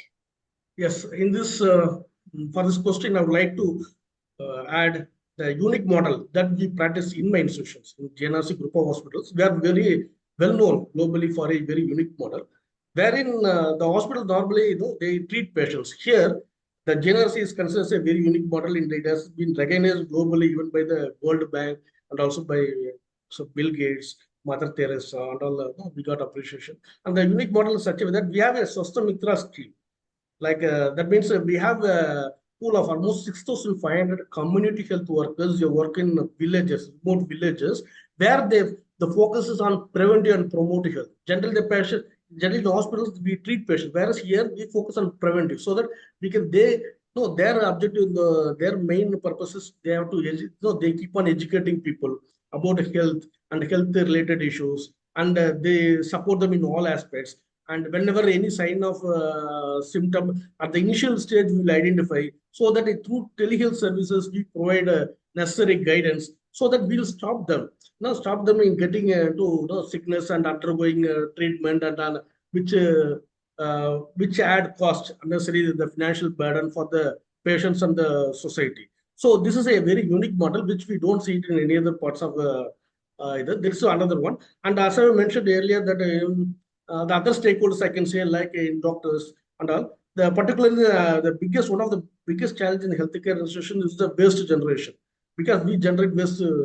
There is a very huge amount of waste is generated. So for the better utilization of material, we can know, particularly with doctors and the healthcare workers, when we educate them about the better utilization of materials, devices, and all, there we can reduce the procurement of new devices. Thereby, we can reduce the waste, medical waste to a greater extent. Thereby, we can be able to reduce the greenhouse emissions to a greater extent. These are the two major areas. There are, in addition to other areas which I was mentioning, the bamboo cladding and many other initiatives also taken from taken in various healthcare institutions. Thank you. Thank you very much for enlightening us. And as you need to go, I won't take you much time. So thank you very much for attending the summit. And now I will go to, let us see whom we have. I have here our co-host, UK co-host, Professor Aluwasi. Yes, Aluwafemi Isan. Would you like to share your welcome note with the audience? I'll thank you, Dr. Radhika. Thank you very I much. want to say thank you to everyone, listening to everybody, and it's such a great pleasure and for us to have you on board. It's with excitement for the next 3 days that beautiful minds are coming together on this conference, and we are here to learn from each other. And so we are very glad even to be part of the solution, and not only that, also to be part of the implementation of the solutions that this great convergence of beautiful minds are given on this program. And so on behalf of His Royal Majesty, our Chancellor, King Pakisliva Jr., and the entire governing board of the Aero London Academy, you are all welcome to this program, and we hope that you have a wonderful time. Thank you. Thank you very much. Thank you for your precious time here. And I welcome tomorrow as well, like when we hear you fully with our chief guest. So thank you very much for being with us. Thank you, Doctor. So now we will go to our speakers. Let me have a check.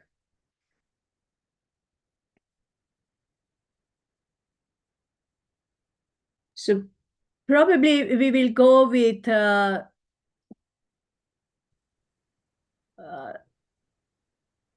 Rachel, Raphael here. He has mentioned he's here and he's someone is raising hand for a question.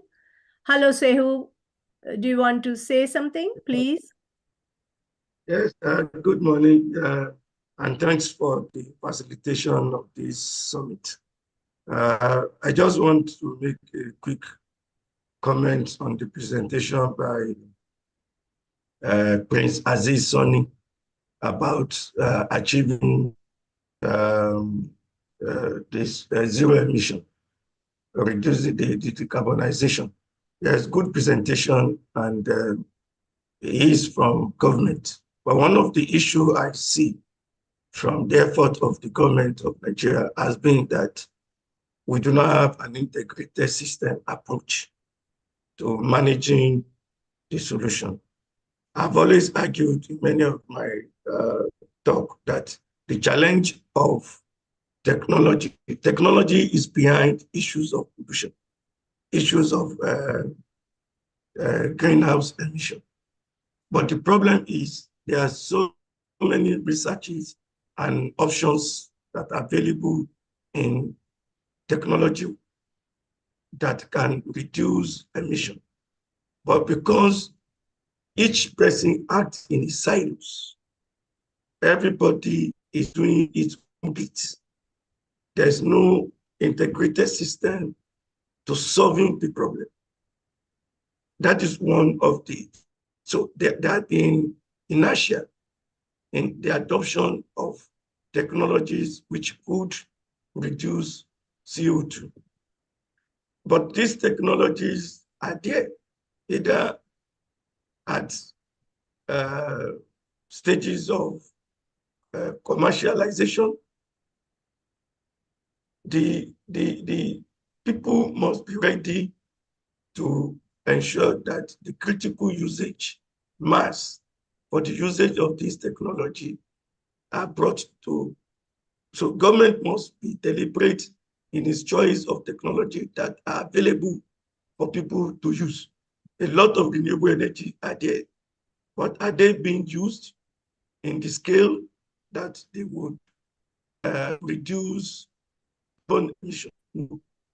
So we need to work as for those in government, they need to begin to tune their policy in a way that will encourage the utilization of energy, renewable energy, that will bring down the decarbonization to a level where we can all be happy that we are moving forward. Thank you. Thank you very much.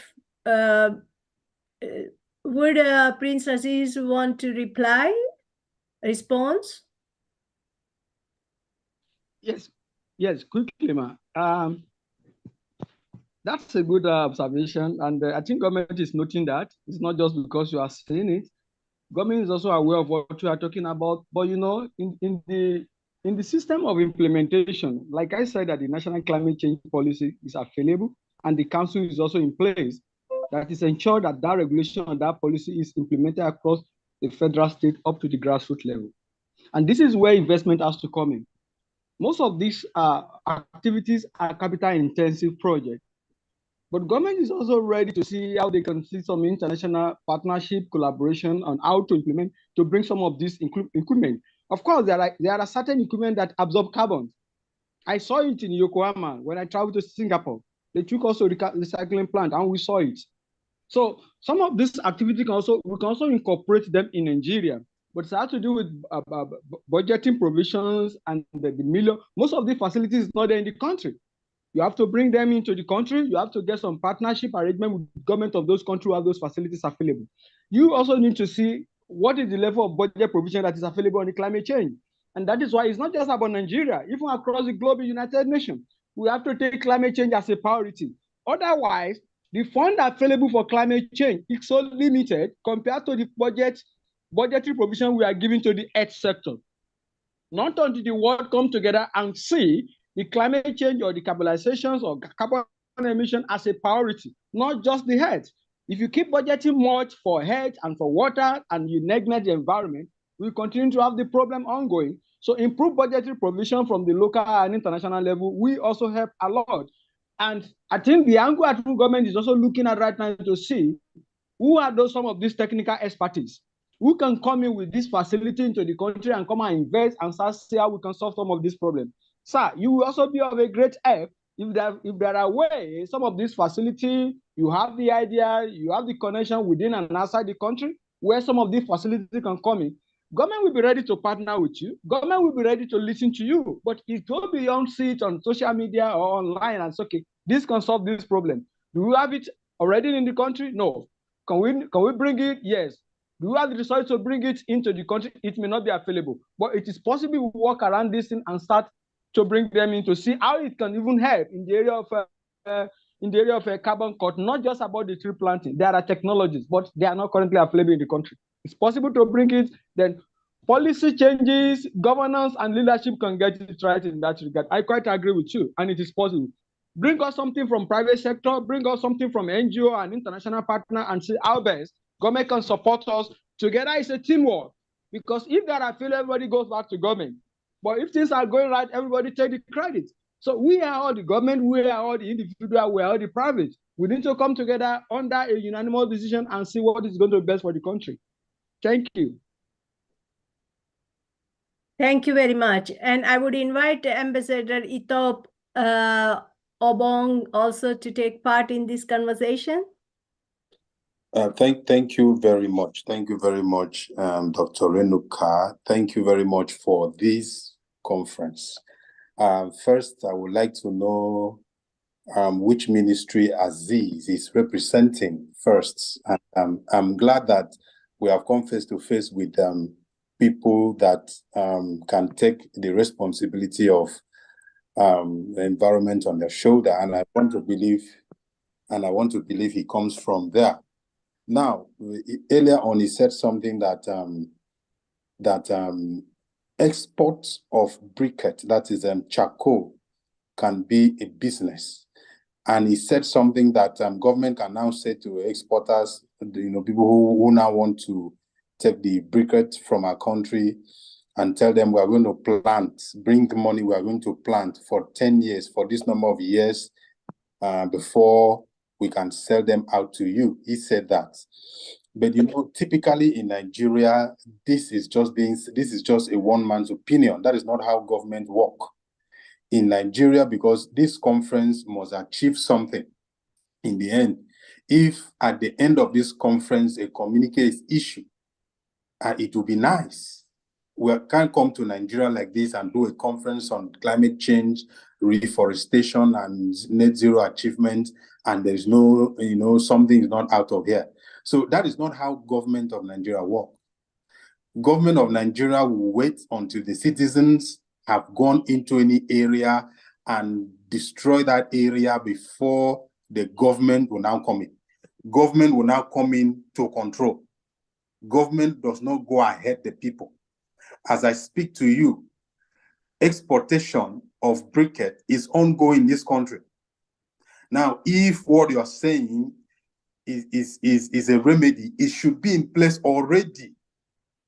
It will not be after we have finished deforestation before government will now say, oh, we don't have forests. They said now people are shipping briquettes out because of that. They fell trees and produce before government begin to run around to make regulation, try to remediate. No, it's not. So I think if you're speaking for government, I think the right thing, and you have gone to several places to study how they have achieved a very sustainable environment. And I want to believe that should have been implementation since you came back. Now, for what we need to do ahead is to begin to regulate exportation of briquettes. It's very important. It deforests our forests. And once that is done, decarbonization is difficult to achieve. Second, like Shehu Akintola said, yes, technology can get all these things done. But do you know that the most technologically advanced countries are the most carbon emission countries? So wherever there can be a technology to capture carbon, the ones that have emitted CO2 the most, they are technologically advanced countries, but they are still the one destroying the environment. Now, but if we traditionally look at forestation, reforestation, that would be the best. Conservation of forests. Now, so if people want to do business with briquettes, let government earlier go in and regulate how these things are done to protect the environment. Do you know, like you've talked about money, foreign help. Do you know why money are stolen in this country? Is because we have so much money and we have little to do with it. In this country, we have so much money and we do very little with the money. That is why people see them and cut them away.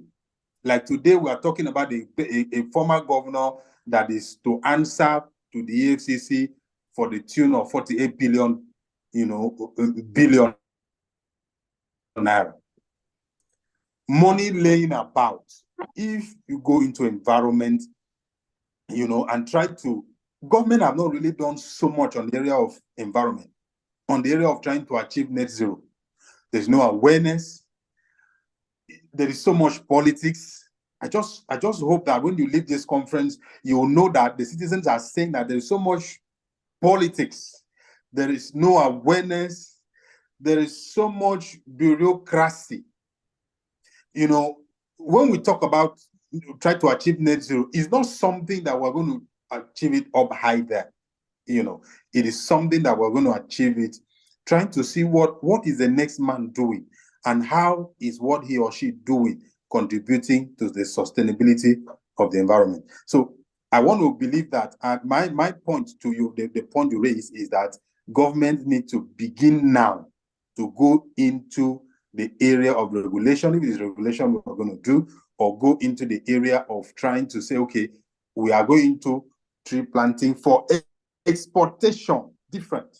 We're doing this so that we can export, we can sell.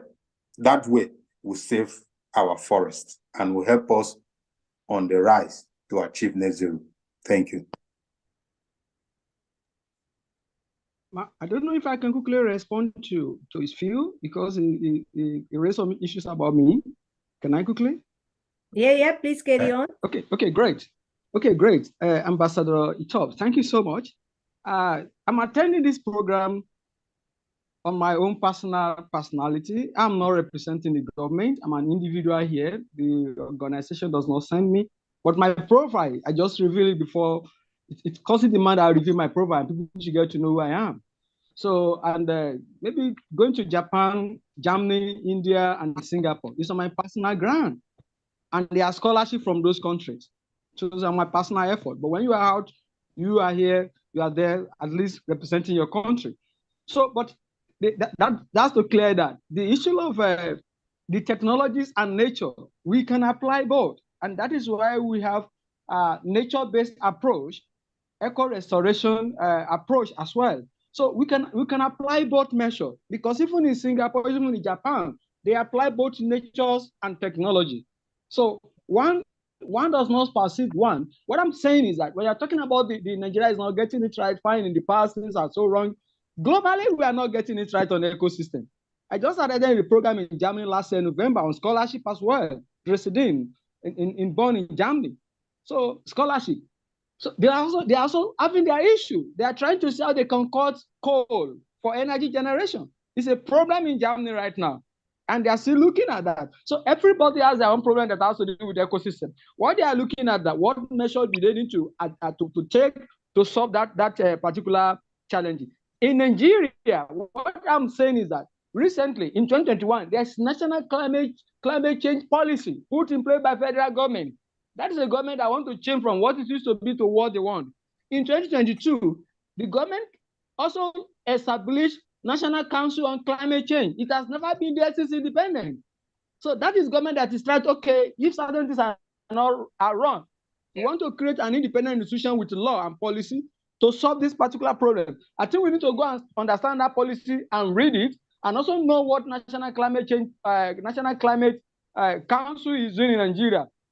I'm aware that this council currently, they are tracking the existing trees in the country. Those who are going to agroforestry, forestation, reforestation. This institution is tracking it. We also have some agents that are doing that. I'm working on our Federal Capital Territory Administration, the government of the capital city of Nigeria in the state. That is where I work. But I work in an environment that made me to have the idea and understanding about ongoing system. So I think we can apply some of these measures and see how we can get it right. I'm fortunate to be in government today. Everybody cannot be a government worker, but your input, if you also submit to the government, to the National Assembly, to our representative, and see how best we can take new approach. Government do listen. It's not everything that government criticize. Government listen to people. When certain things are not working, they refuse it. It's up bordered on the leadership as well, from the federal, from the state, and the local government level. Leadership is the key approach. The Singapore was turned around to what it used to be by somebody who was 30 years, Lee Kuan Yew, at that point in time. So we can also get it right. And I think we are taking the right step. But globally, everybody is having challenges on how to manage their climate and their ecosystem. So your idea, your suggestion might help the government, but I'm here to represent myself today, not on behalf of the government of Nigeria. Thank you. Thank you for that clear message and also clear explanation on your individual and position. And I think here, because we are very independent and like we want to invite everyone here, I think everyone represents independent perspectives. So just be mindful of that. Thank you very much. But here, your questions are very relevant and your responses are also very relevant, Ambassador Itop and Prince Aziz, that these voices should be heard by the government. And your question is very, very important, that what is the message we want to give to the government or others through this summit. And we must focus on that. So thank you very much for this interesting talk. Yes, Sehu, if you want to add, please do. Yes, interesting conversation. Like I asked the question because there are so many solutions that can be taken in solving issues of climate change. But importantly, the gap I noticed in I've not seen the recent climate change policy, and I've sent a chat to you. I would like to have that. Is that climate change is a cross-cutting issue. We have always looked at it from the point of maybe forestry. In my presentation tomorrow, you will see I'm a professor of fisheries. You will see how relevant and how important forestation of mangrove is important to fish with. That I will wait till tomorrow to make that presentation. So when you look, the problem has always been everybody maintaining his own silos. So I think one of the things we must strike in this workshop or summit is the need to have a system or integrated approach to issues of climate change management. Ambassador Etop was on point by asking how, on one hand, you are encouraging for the business community, they will encourage you to do briquettes because government will talk about what it brings in. But except you have a wider lens of understanding what impact it makes on the environment. So decisions we make are usually from a point of either one end, not an integrated solution. So what would have been the solution would have been, I agree with what Prince Aziz said. On one hand, you can encourage the briquette industry, but you must also put in our policy that if you must come in and use the forest, you must also plant. So that is the kind of approach that we can solve. But you see, in our policy, we have always approached it one dimension. It has not always been multidisciplinary approach. And we must, in this workshop, communicate effectively to government the need to see climate issues as cross-cutting. Yes, they always put it as cross-cutting, but how deep, what is the scale of the cross-cutting? Climate change affects food production. Climate change affects trade. Climate change governs our life, talks about health, our health, and so many areas. So when government is making a policy, for example, I'm still using for metaphoric analysis, the issue of the buckets. Yes, on one angle, it would bring in some needed foreign exchange. It will also bring in some jobs in that industry. So you are looking at job creation, you are looking at foreign exchange. Those are the positives. But what of the negative? The negative are usually drawn from the most time neglected impacts on the climate change. And like Ambassador Etop has said, if you promote deforestation through cutting down the tree to make briquettes, we cannot afford to wait till when the forests are gone for us to know that for the briquettes to operate, we must also force them. It must be in our policy guidelines or that instrument of governance to say that if you must embark in this business, this is what you need to do. So this is the challenge I've seen with our policies. Our policies are always one direction instead of looking at the multi-complexity and multi-sectoral impact. Decisions that are made at one ministry or at one policy level snowballs into other sectors of the economy, health, food production, livelihood, and the rest of them, and social disequilibrium. So it is usually not just one lens.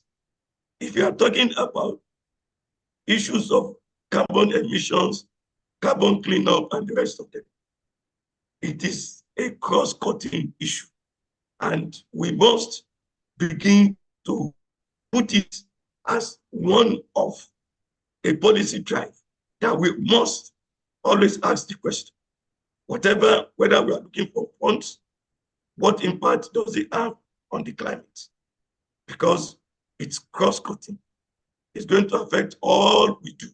So I want to agree with the presentation of both Prince Aziz and the intervention of Ambassador Eto. But my intervention is, how do we bring all the time every sector into play when we talk about climate change? We should not see climate change or environmental issues from the silos. We should see it as a cross-cutting sector that affects everybody in many ways and in a very deeper way. Thank you.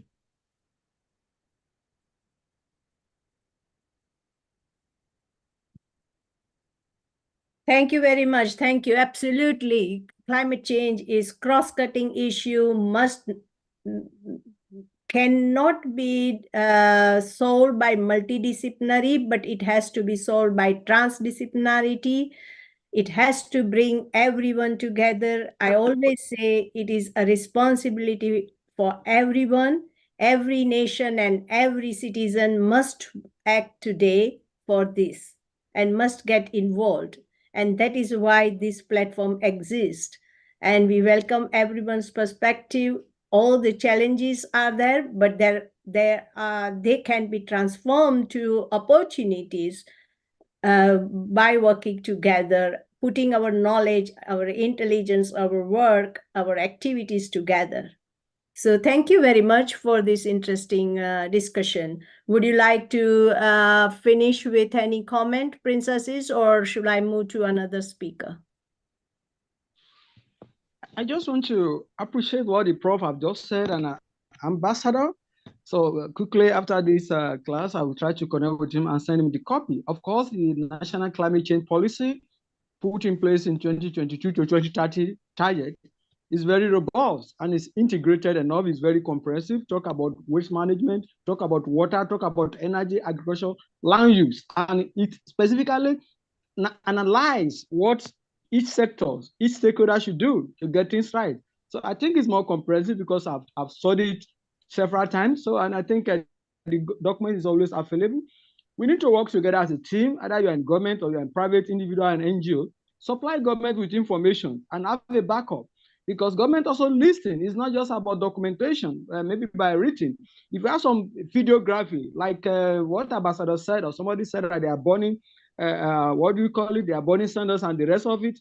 Let's have some of the videography of some of this information to supply to the government and suggest an idea on how to solve some of those challenges. When you identify a problem, try to work with a team and see how can we get a solution to this? Have some of the idea that can solve the problem. When you push it to the government will then listen. We're also concerned about the environment. We are concerned about the futures of Nigeria. Fine, the population keep growing, but we need more. We need to do more and get it right. India, China, and the rest of the world have a larger population, but they are taking advantage of that to develop their country. It should not be. Nigeria should not be about climate change issue, polluted environment. We should be able to diversify and see how we can make a clean ecosystem in Nigeria. And together we can fix it. So I want to thank you again, Dr. Renukas, and the rest participants for giving me this privilege to be here today. Thank you, ma. Thank you very much. Thank you. You know, waste management has played a very important role in our discussion, and we should be putting it on a high priority, that it can be controlled. We also know plenty of, we also have plenty of knowledge about how we can manage our waste. And so I would welcome here Rafael Scurans, who is very great expert in waste management, to present his talk. Thank you. Hello, everyone. Thank you, Dr. Renuka Takore. Very much appreciate you hosting another great summit, and thank you everyone for being here and for your great insights and all of the things that you have provided us with. And I will concur almost with everything that you have said so far. So I really appreciate your insights into these multiple dimensions about climate change, right? So we're looking at waste management, energy systems, deforestation, pollution, emission generation, et cetera, right? So the problems are really very, very, let's say, multidimensional, right? And what I would like to do today is to bring that complexity a little bit down, right? To really, as Mr. Akintola, I hope I'm not butchering that name, but I hope you're excusing this. As you have said, Mr. Akintola, like an integrated approach, right? A practical approach to how can we really solve these problems. And for this, I have brought you a short presentation and to really bring all of these points together into one cohesive framework, also coupled with certain technologies like Internet of Things and different other technologies, right? So maybe just tell me shortly if you can see that presentation, hopefully. Yes, we can. Okay, perfect. So what I would like to do is provide you with a strategic pathway on how to really set that up and to really how to approach that problem and for you to really see it, how that can be possible, right? Because it's always very important to go from theory and the problems that we're facing really to practical solutions to problems, right? So this is a waste management system, a blueprint for a waste management system that we also have in Austria, right? I know that because I've actually worked there. So I've been in that system and I've been in that facility and ran all of these operations there. So what we're seeing here is that we have an entrance, right? We have a weighing scale, then we have different containers, then basically also some other containers, then again a weighing scale, and then basically also like a door where people are going out, right? Additionally, what we can see here is that we have a collection point for bio-waste. And bio-waste is a very, very important thing, not only for Nigeria, but also for the entire world, since about, I think, 30 to 45% globally of all the waste that is generated is bio-waste, right? So the fraction of bio-waste is about 30 to 45% globally in almost all countries, right? So it's the biggest fraction of all the waste that is produced. And to give you a little bit more detail on this, let me just see if I can. Can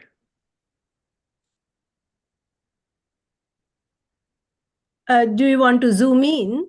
No, I just need to take that. Oh, now it's working. Sorry. Okay, so to bring that a little bit, to bring that point home, right? How does that look like on a practical level so that you really have a lot of very practical information on when you're going out of this summit, right? So this is a automated Internet of Things based waste management system, okay? So there's no need for people to work in there, although it is possible to actually provide jobs in there for people. So that both is possible, okay? And what we can see here to give you a little bit of an overview on the method that we have used in Austria. So this is a system that we have built in Austria.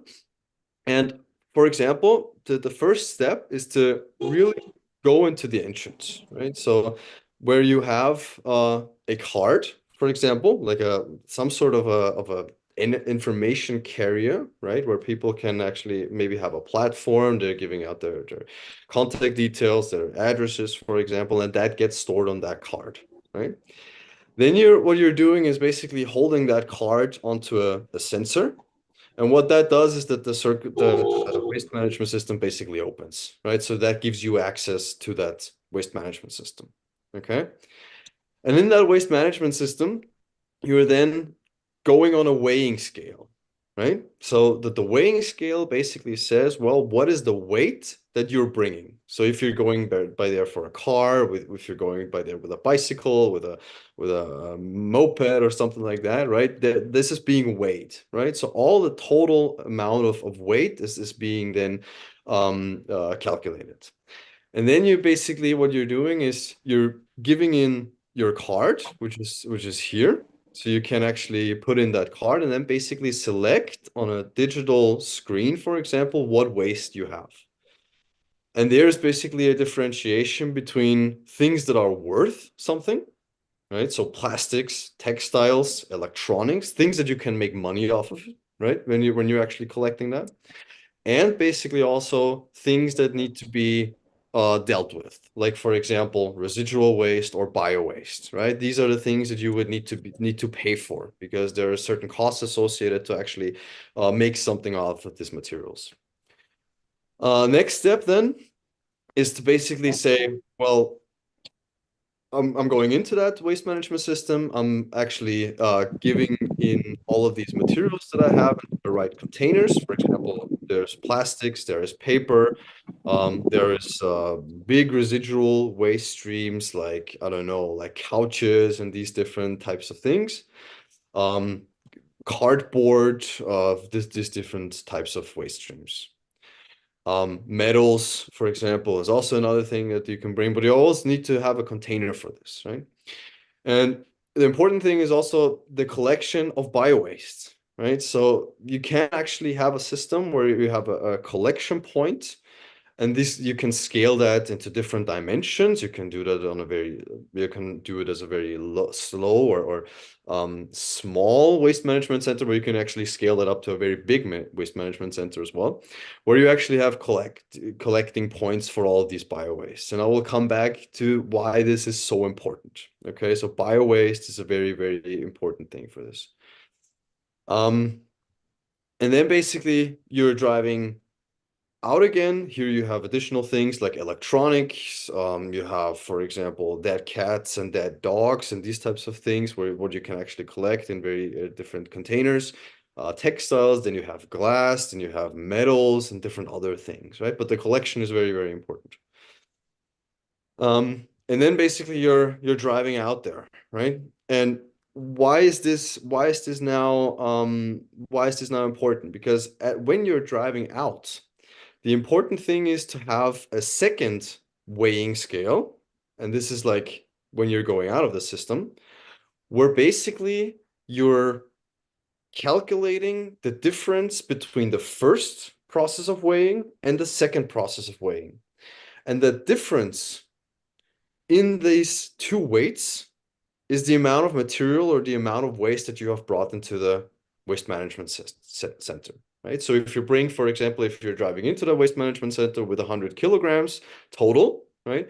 And you're going out of that waste management center with a total of 70 kilograms in the second weighing process, then basically you have brought 30 kilograms of waste, right? Because the vehicle doesn't change. It's only the amount of material that gets calculated through this. Okay, so this is one very practical example on how to really set that up. And you can do that very, very low cost, right? So we're not looking at millions and millions of hundreds of millions of dollars. So we're looking at about 5 million, right? So this is between 1 and 5 million, you can build these centers. And why is that now so important for the bio waste, right? Because as we have said, the bio waste makes up about 35% of the waste that is generated in Nigeria. And you can use that twofold. You can use, when you're collecting these bio waste streams, you can use that in two different very positive things. So biogas. Biogas is a biological energy carrier, right? That you can actually use, for example, for cooking, right? And you can build these biogas reactors on a very small scale. So we're not talking about industrial scale sizes, but we're talking about very, very low costs, very, very simple biogas reactors where people can actually put in all of their biological waste streams or food waste or these types of things, and then basically produce biogas off of this. So that gets sent into this reactor, let's say. It's a fancy word, but it's just like some sort of collecting pot, a bigger one, right? And then basically biogas gets produced, and you can use that for cooking, you can use that for heating, you can use that for electricity. So multiple applications that you can have with this biogas. So what this does is then localizing the energy production. So you don't need to have like hundreds of millions or billions of dollars of investment into a renewable energy grid across the whole country, for example, but you can actually have a small decentralized energy production for people, for example, for heating, for cooking, etc. And the second thing is what you can then do with that biological material or that organic material is to basically integrate that as a second step after the biogas production. You can basically integrate that into composting facilities, decentralized, very, very low cost composting facilities. And what this does is it provides you with a organic or a biological fertilizer. So you don't need synthetic fertilizer anymore because you're substituting that synthetic fertilizer that is normally very, very toxic and very, very bad for the environment over a longer period. You can actually substitute that with organic material. And this is actually the ground function on the fertility for the soil to grow things in the future, right? So if you're having, for example, a problem with deforestation, well, collecting bio waste, composting it, and then putting that to soil, that gives the soil all the nutrients it has to do actually reforestation, right? Because when there are no nutrients in the soil, you cannot do reforestation. The trees that you're planting on dead soil, they're not going to last very, very long, right? So this is like one thing on as well, and the second part of what we can actually do with all of that bio waste. So to sum up, the bio waste, first thing is biogas production for electricity, heat, for cooking, for different appliances, for people on a local level, and also fertilizer production or compost production for reforestation, for providing people with the means to actually grow their own food, to have food security, to have minimalized fertilizer, also job creation, right? So you can then produce a lot of jobs, you can generate a lot of jobs in the agricultural sector again, because the soils are being regenerated, actively regenerated. And so this is, I know that was maybe a lot, right? But just to give you a little bit of a practical, let's say a practical approach on how to do this all, right? So I hope I've given you a little bit of insights into this, and yeah, happy to go into all of these processes or the circular economy processes in more detail, and how to really solve a lot of different problems with this, right? So I also wanted to give you a little bit of hope and a little bit of positive outlook into the future, let's say, so that these things and these problems that we're currently looking at can actually be solved. And yeah, looking forward to your questions. And Renuka, back to you. Thank you very much, everyone. Wonderful, wonderful. I highly appreciate this presentation at a correct time with better solutions on the debate of how we can localize solutions, and even with the low cost, and also cross-cutting areas and circularity. Wonderful. Thank you very much to step in and give some this insightful presentation. I would invite anyone if they have questions on this.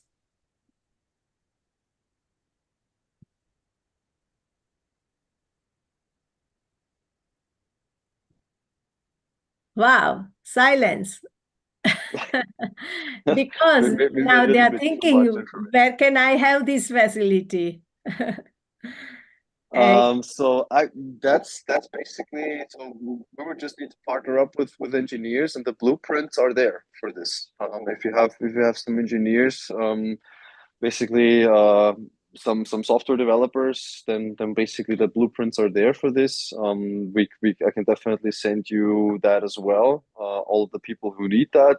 That's a replicable, let's say, scalable solution to waste management that can be basically set up everywhere. So this is like a very, Absolutely, Yeah. absolutely. if anyone needs that, happy to provide them.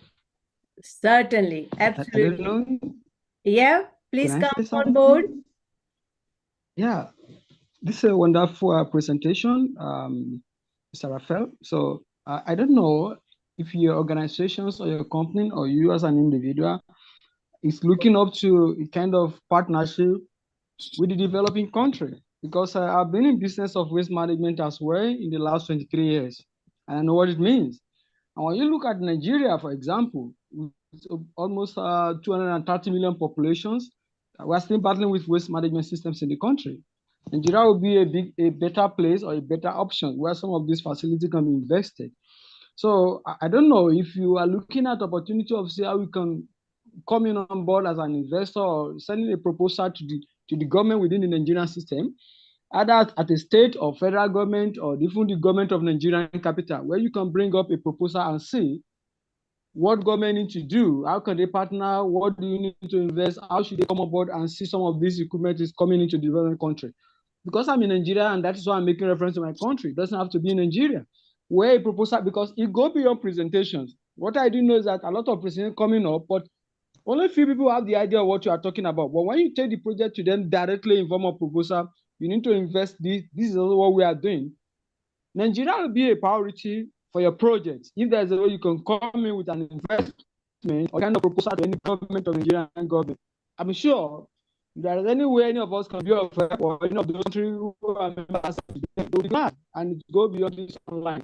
Make it more practical. So that is my key priority. We generated millions of thousands of tons of waste in Nigeria and Africa, yet unmanaged. Resources to manage is not available locally. If it's available at the international community, the objective should be how do we move in this project to this very country and make sure we support them to achieve this. Yes, so thank you very much for proposing that, and definitely my company and also my business partners are very, very interested in partnering up with multiple governments across the globe. So Africa is also highly appreciated if you would like to partner with us.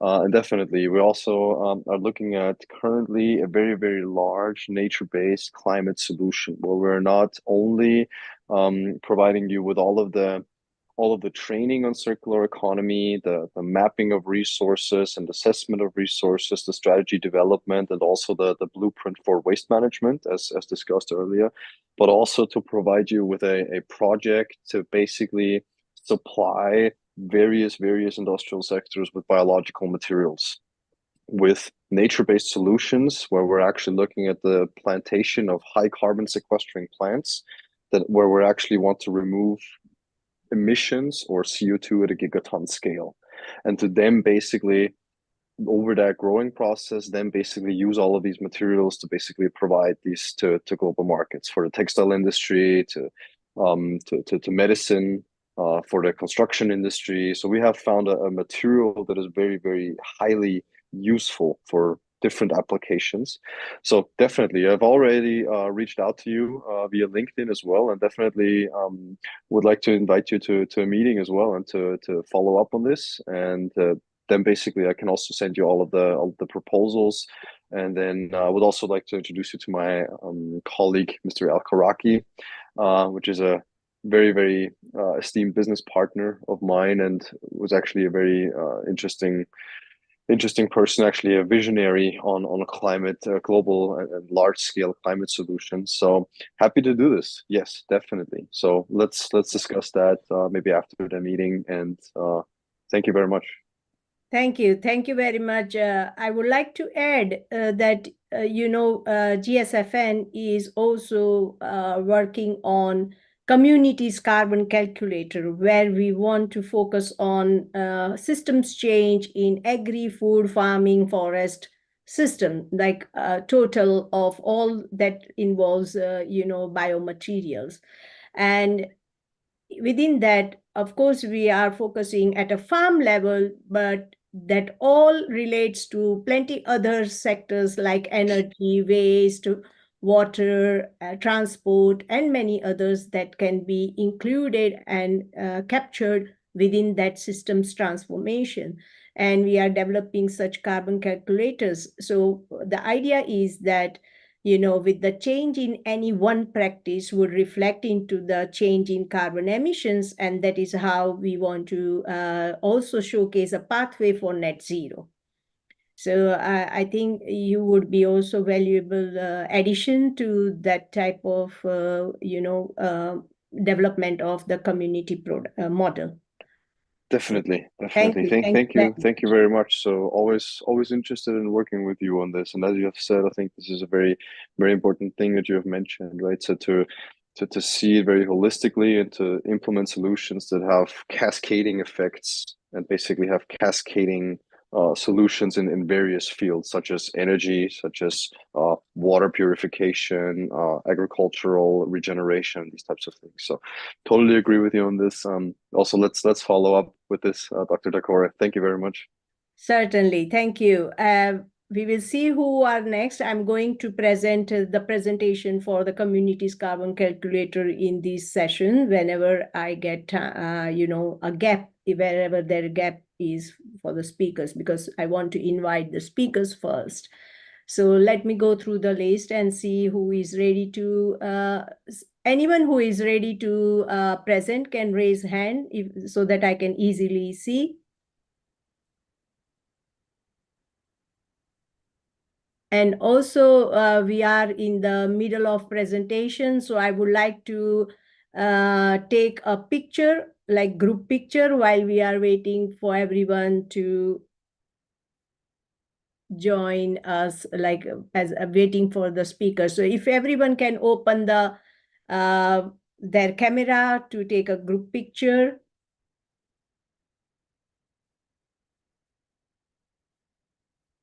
I will wait for a while.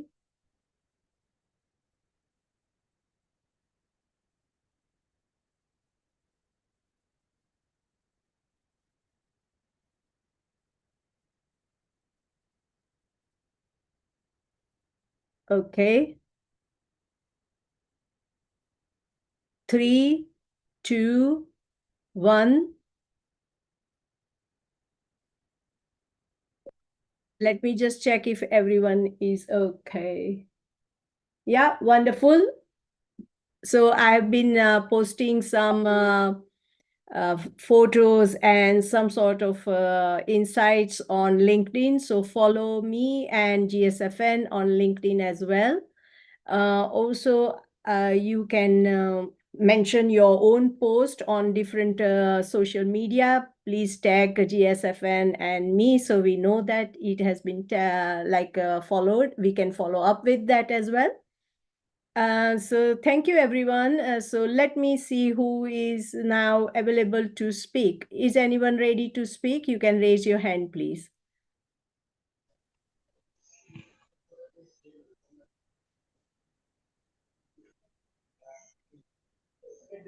Hello, everyone. Yes. I am Samson Were. Okay, though my topic is about empowerment and leadership about women on 26th, but allow me also to contribute a little bit of the topic that has been discussed. Kindly. Okay, for Yes, me you about... are most welcome to do that. 1 second, Kabine has also raised her hand. So please, can you speak? Okay, data about issue about reducing carbon. Right from Kyoto Protocol of 1977 to Paris Climate Agreement of 2015 to COP28 of 2023, and also the adaptation gap report, emission gap report, and production gap report of 2023.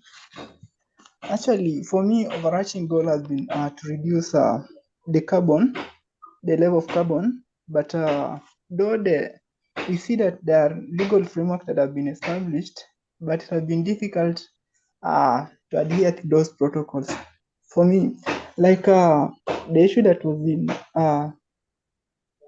COP28 of 2023, you find that the main goal there, the objective that they came up with was to reduce the level of carbon to at least to 1.5 degrees. And also they predicted that based on the current situation, there was a rise of from 1.5 to 2.9 degrees. So for me, I think we should ensure the enforcement of these legal framework that have been put in place. Thank you so much. I could have commented a lot, but due to time, allow me to stop there and thank you for the time. Thank you. Thank you for reminding this to us. And of course, that's the high level objective we have to achieve. And that's why everyone has to contribute to this discussion and the actions and at local level to match to our global aspiration. So thank you very much. Cabinet, would you like to take the floor? Thank you very much, Doctor. I appreciate the presenters and speakers this morning. From our side, engaging community, which we have started, but we are moving in a different dimension by empowering women through agriculture and how they can be empowered, trained, so that they will become a good business people, and also how they can able to culture and plant 10 sticks, because if we are trying to talk about sustaining climate change and also climate change, and we need to look at all these things. We are encouraging community people how they can replant the sticks they cut, because these are all something that's affecting the global warming. So like low knowledge level of community people are contributing factors, because they use mostly this to burn charcoal. Some use it, they fail it out without replacing. Now we are moving to empower them how they can replace this, so that it can able to reduce the high power of climate change effect in community. Purely that is what we are doing in Israel with my team.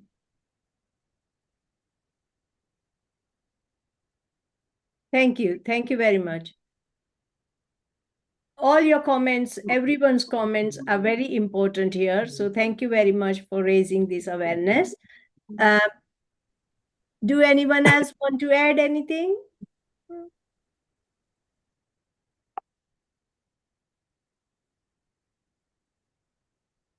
Hello. Yes? Yes. Hi, everyone. Yes, please. Carry on. Okay. My name is Usi Abu. I'm excited to be here. I work as Industry 5.0 and Sustainability Ambassador. I'm also Conservation Catalyst at the World Health Platform. In our effort to build a resilient and sustainable world, it is crucial to reduce greenhouse gas emission, especially carbon dioxide, through a process called decarbonizing. This helps combat climate change and promote environmental stability.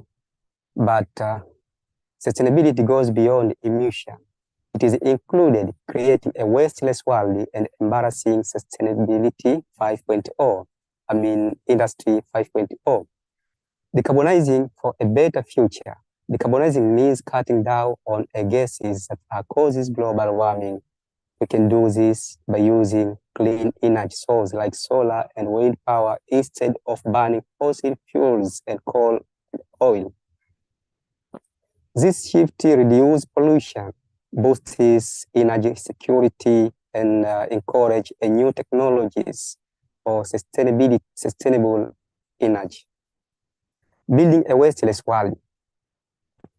A wasteless world focus on reducing waste by using resources more wisely.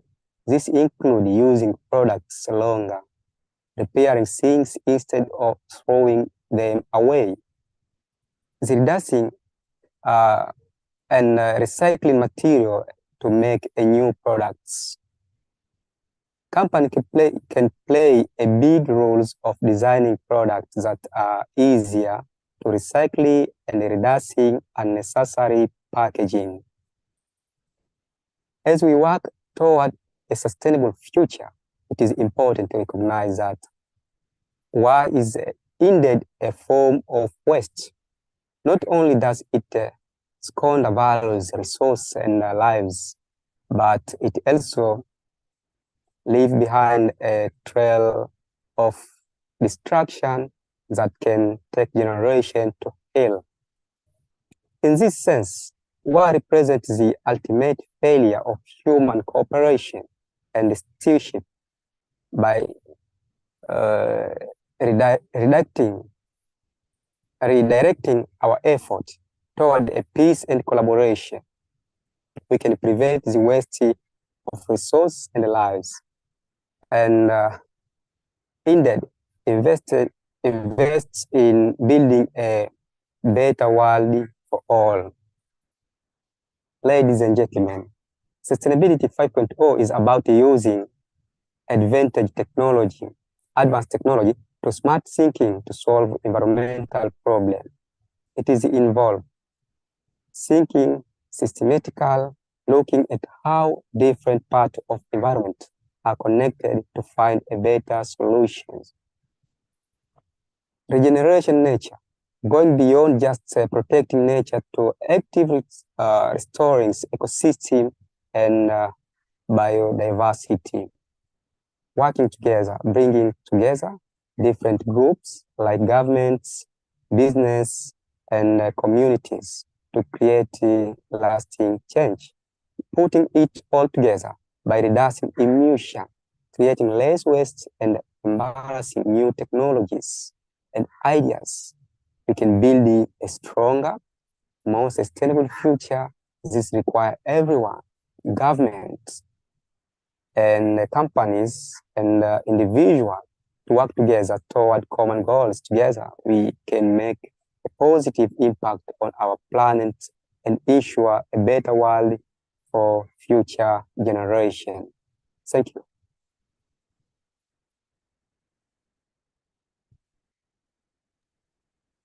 Thank you very much. You see, I must say that I and UC connected like in very, very early days of GSFN, and he was the first one to interview me on what is GSFN. So thank you very much for being so long with me, and I highly appreciate your support.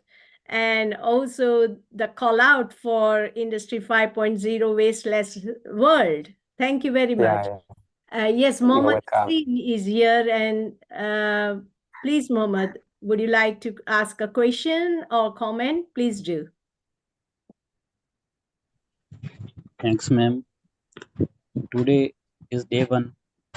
We should do more and more for our carbonizing, reducing greenhouse gas, for resilient and sustainable development.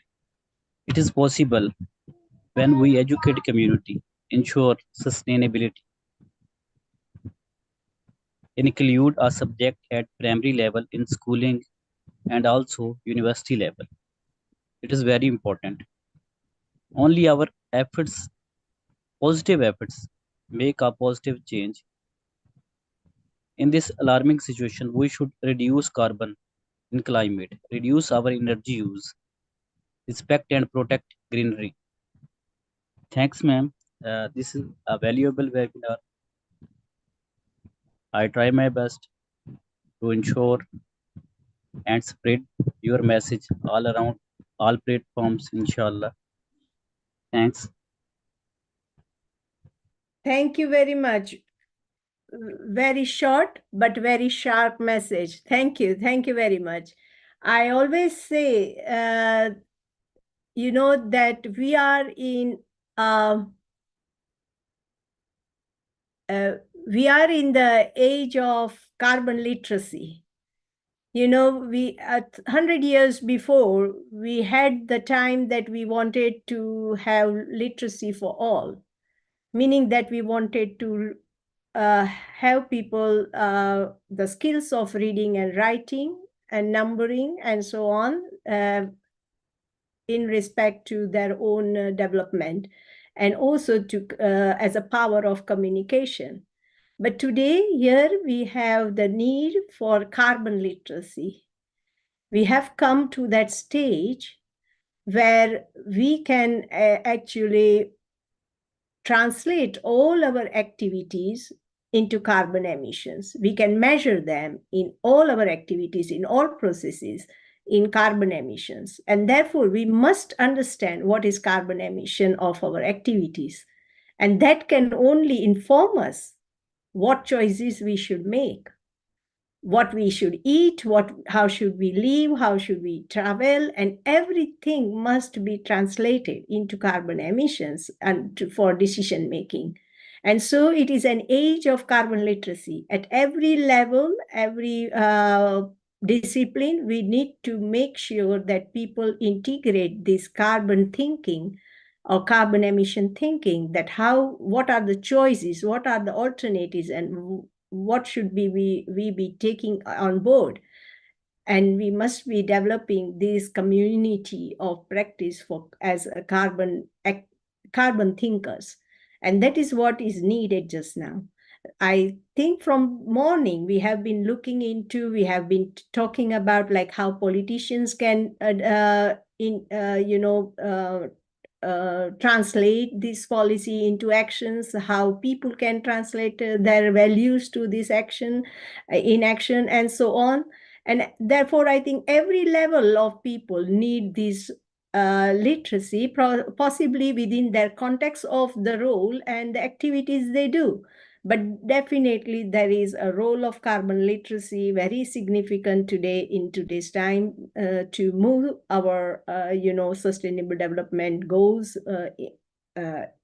rightly in a way that society becomes resilient and also understands what are the future actions they need to take.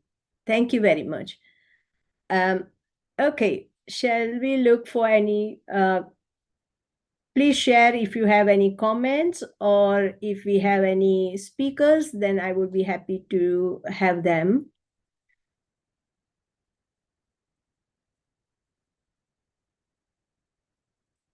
Ujjwal, did you want to make a comment? I saw your hand raised before, but then I was not sure whether you want to share anything. And William Jackson, would you want to share anything in this session? I would like to say, if everyone can hear me, tell me pretty good.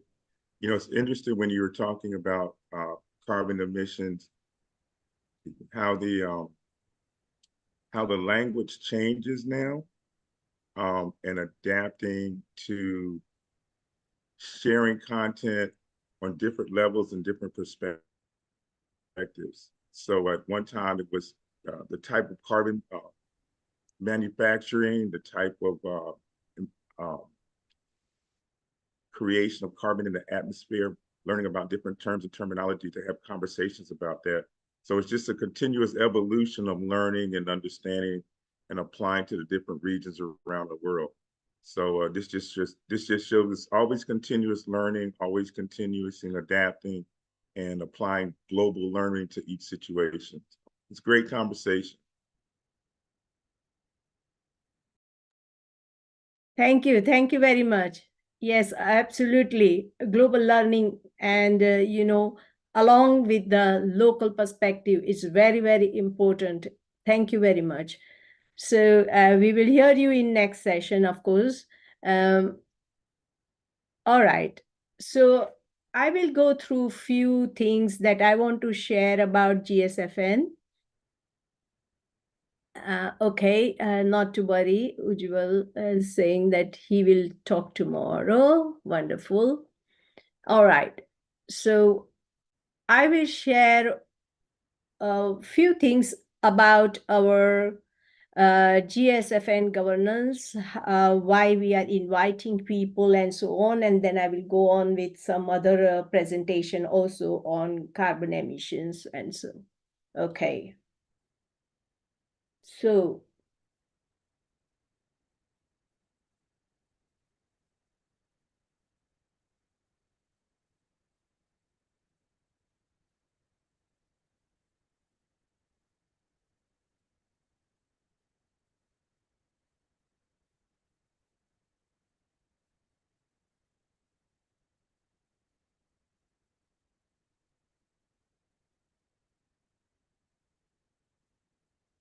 okay.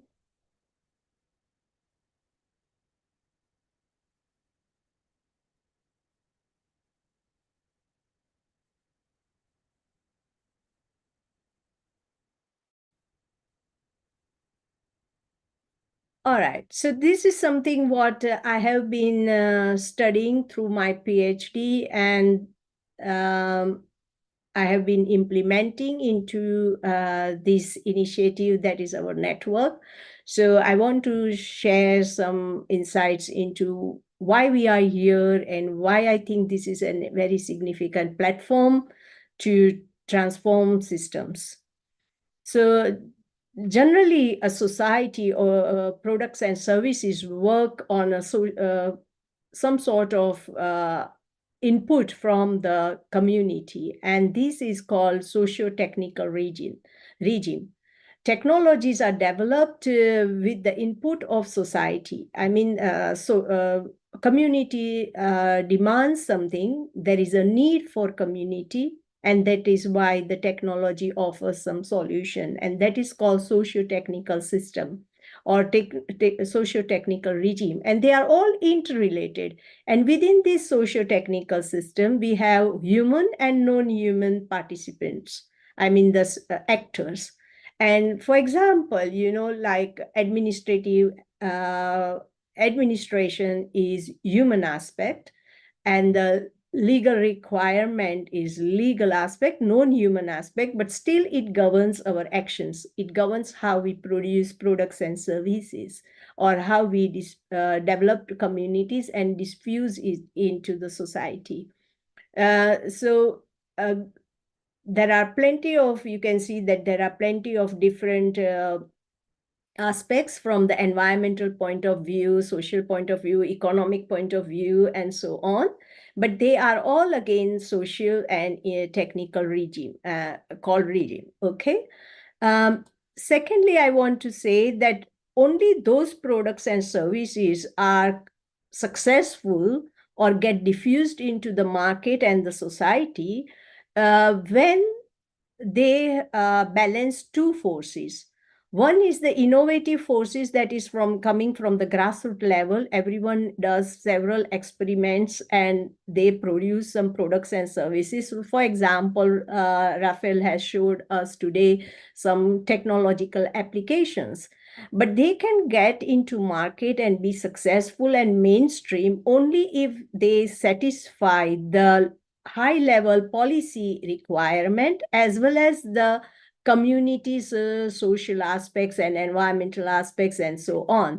So there are plenty different forces, internal and external, working on that. And these technologies can be successful only after having a window of that opportunity where they balance all the influences. And they are dynamic as well to address different environmental pressures.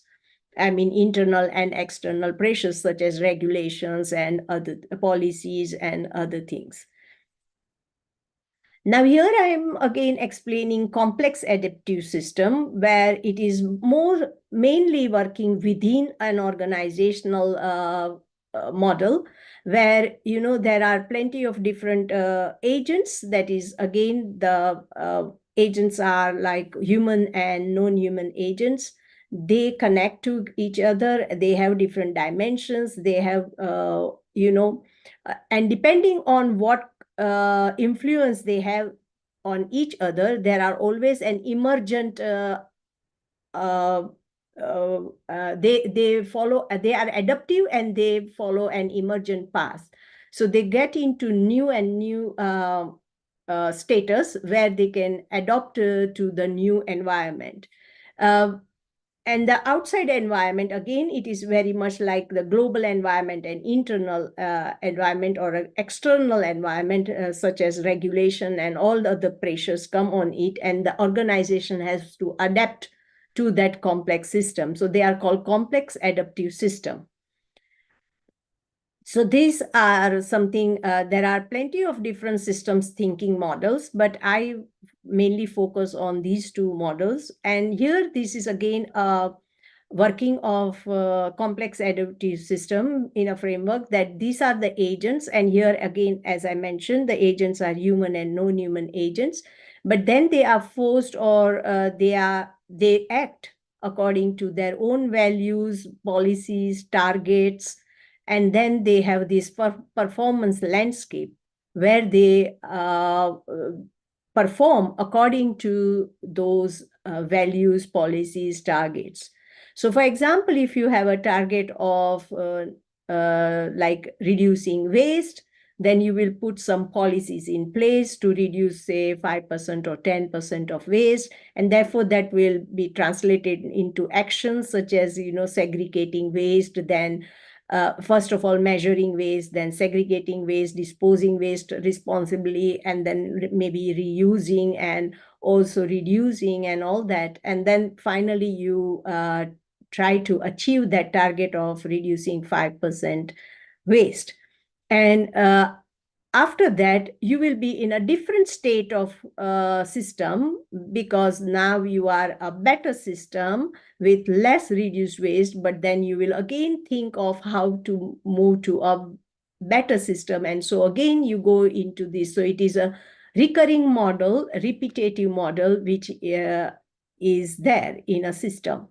And also during the feedback loop, which is here, these two are the feedback loop, you try to address the problems that you have incurred and the communication and challenges that you have incurred, or any other technological challenges you have incurred during that process. You try to address them, and again, you try to move to another better state of sustainability, or better state of performance.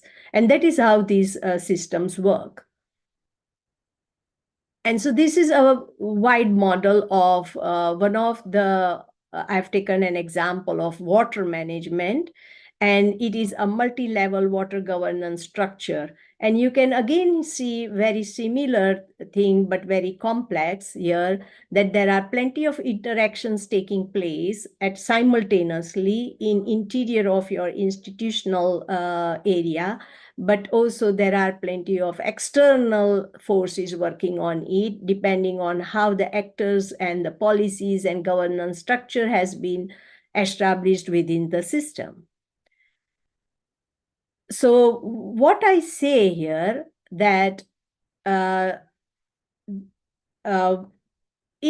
generally we are all expert in our own discipline. But here we now, so own discipline, when I say own discipline, means that, at a degree level, we might have done bachelor's of science in chemistry or in biology, or maybe you have done in mathematics and so on. So you are expert in one discipline at that point. But then you move forward and apply those expertise, and you become a multidisciplinary person. For example, that is architect. Then architect brings into the expertise of, of course, mathematics about the shapes and all that. And then you need to know the, geographic location and the environment around it, and locate and so on. So you bring the knowledge of geography over there, mathematics over there, decision. Then you also bring in physics law, that how will you maintain your light and other things. You will also imply your expertise of utilities and so on. So this becomes multidisciplinary area, and that is, you have to apply. So initially we in the lowest level, we address what exists, and in the second level, what we want to do, and the third level, what we must do. That out of plenty of different alternatives, we must design something that is low carbon, or maybe we must have regulation that induces low energy actions, and so on. So then what we must do comes on the third level, and the finally is like on the fourth level is our highest value. That is for now, today, it is, I think, our value is like sustainable development goals or maybe sustainable practices, and therefore that is the highest value. So the highest value should drill down to your actions, and that is what this foundation of transdisciplinarity mentions here. And here again, this is a simple explanation that many disciplines come together, and then the new plane of understanding is there, which is across, between, and beyond discipline. And today, I think this platform, with so many voices on platform, does very similar thing. I may not be very expert in waste, but I may be expert in something else. And here we are developing a common understanding at some level about how we should be going about our sustainable development goals or sustainable practices and so on. But however, we are again too much tied up with our local specific reality, which I will come here on the next one. So here, this is an axiom of included middle logic, in a sense of at one point you don't know about something, but at the other point, because of this transdisciplinarity platform, you come to know something else and you become a wiser, or you say, aha, I know now. And that happens every minute here. And that is called axiom of included middle logic. And here again, we are, influenced by plenty of different realities, and therefore it is something that traditional cultural, something was hidden comes out of us. Like in a sense of we become vigilant, or we become we become wise about plenty of different things, and that is a third element has come out of all of us, like a common aspect that we want to work for sustainability, we want to address climate change, and so on. So that is what comes out after from this platform or transdisciplinary cohort. So again, this is very similar. And again, we are also influenced by facts, but also there are qualitative aspects as well. So, subjective and objective aspects. And within that, there is a hidden third, which is highlighted within all of us. And again, empirical aspects. So we know some facts that we have discussed, and purposive aspects. So we are also know what is the purpose and why should we know and why we should be doing better practices, but also pragmatic and normatic aspects. I think our conversation throughout now has been into all these aspects. Balanced discussion have taken place here. And so, we have got knowledge from the experts, and there were questions from the system knowledge, that is from community. I think Ambassador, I don't remember the full name, but Ambassador made his very clear point of systems knowledge here, and questioning very important questions, that how that can be influenced to or beneficial to the community, and what actions are taken by the government. And this all conversation has produced a transformational knowledge Even we have got some very interesting solutions. We know what should be the solutions and how we should go about. At least we are knowledgeable. Of course, it will take time to implement them everywhere and among the local communities. But certainly we have moved one step forward towards this. And this is a very complicated figure, of course, but busy figure. But what I'm trying to say that there are, like I did this whole research based on transdisciplinarity and how we can increase energy efficiency and sustainability in English housing sector. So I'm taking as a case study for English housing sector because I'm based in UK and I can reach out to people in English housing.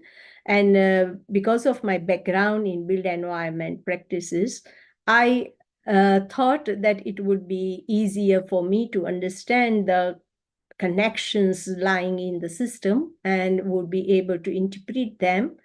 And after having that knowledge, I've been trying to debate, or trying to expand my theoretical understanding on many systems. And that is what I understand, that there are two very, very critical factors or interventions that any system needs.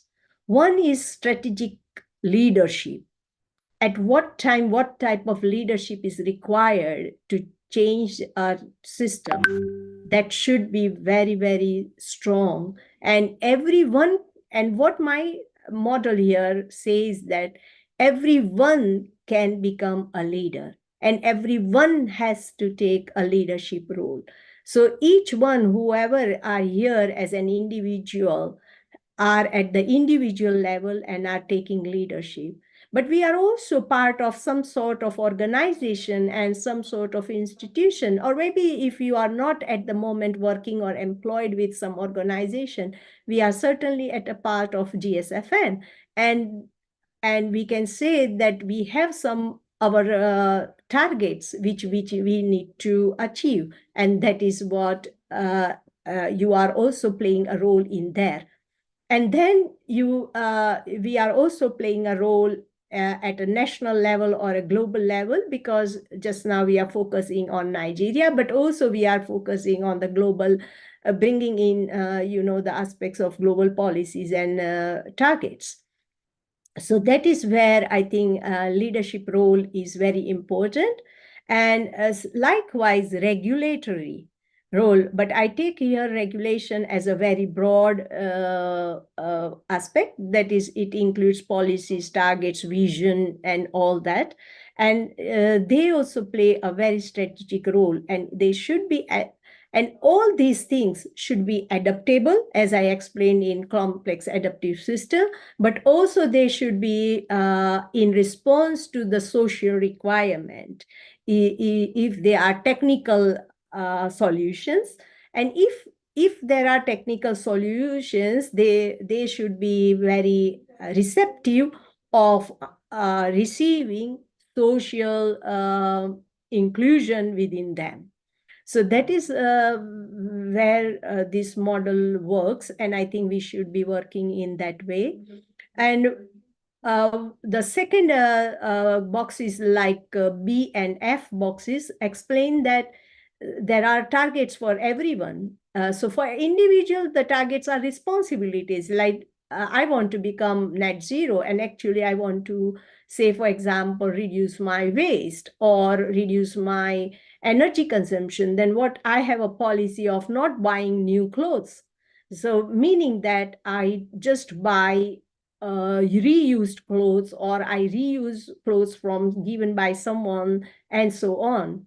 So I reduce energy, like my energy consumption, because I reduce use of virgin cloth, but also I stop wasting clothes, like disposing clothes, and therefore I contribute to that policy. I mean, I'm responsible for that policy and I do that action. So your policy, your targets, your values will be translated into actions, and that will show your performance.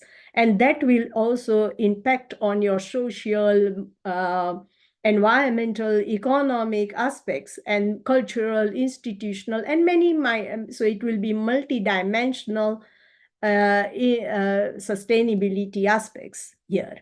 So that is how you everyone has to play their role. And along, again here, this is very similar to the complex adaptive system repetitive model. I mean, iterative model, that when you can find plenty of challenges and barriers while executing your actions, and you understand them, and you try to address them, and you try to think of alternatives, better choices, and that is how you can address them and continue your pathway for sustainable development.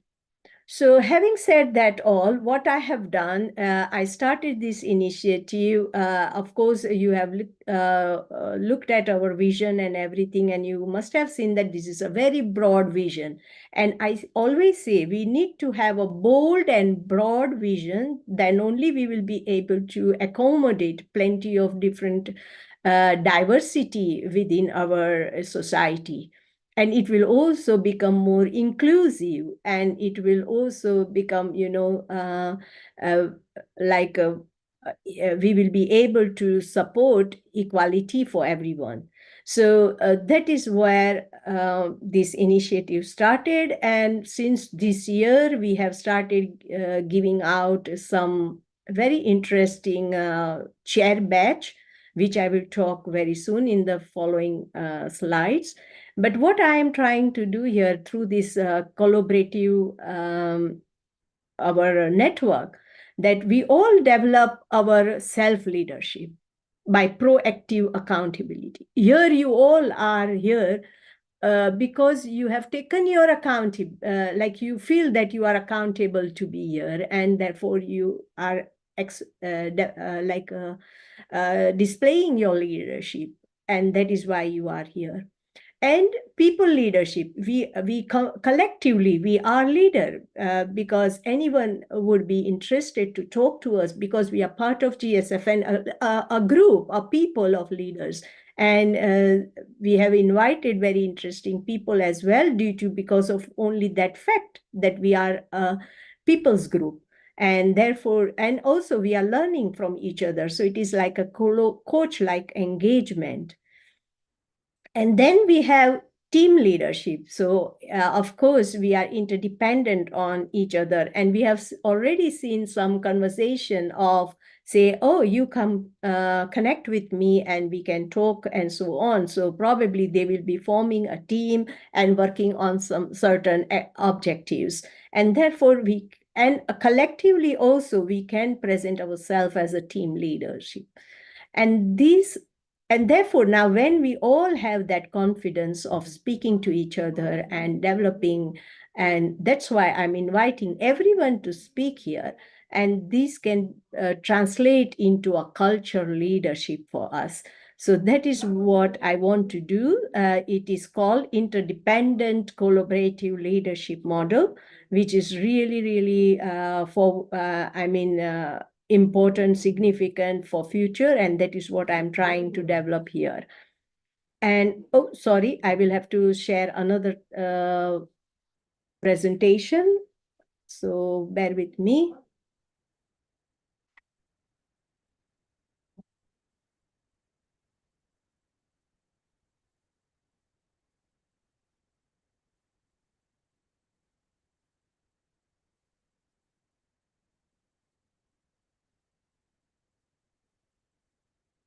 So this is what we are now giving out to people, to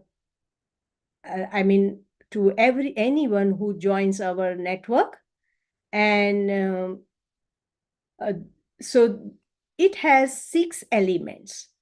So one is SDG number. So when you fill out GSFN form, we ask these questions, and we automatically get hold of these 6 elements from you. And one is SDG number.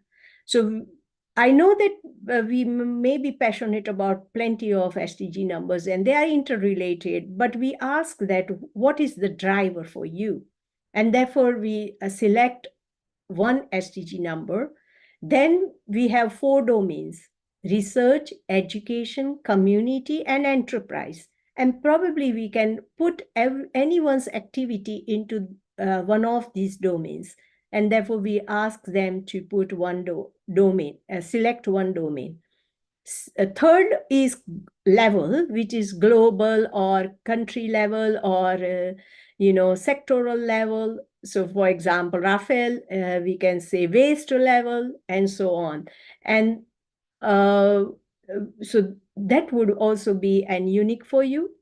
And then we have 3 specific words we want you to explain or tell us that prescribes your activities.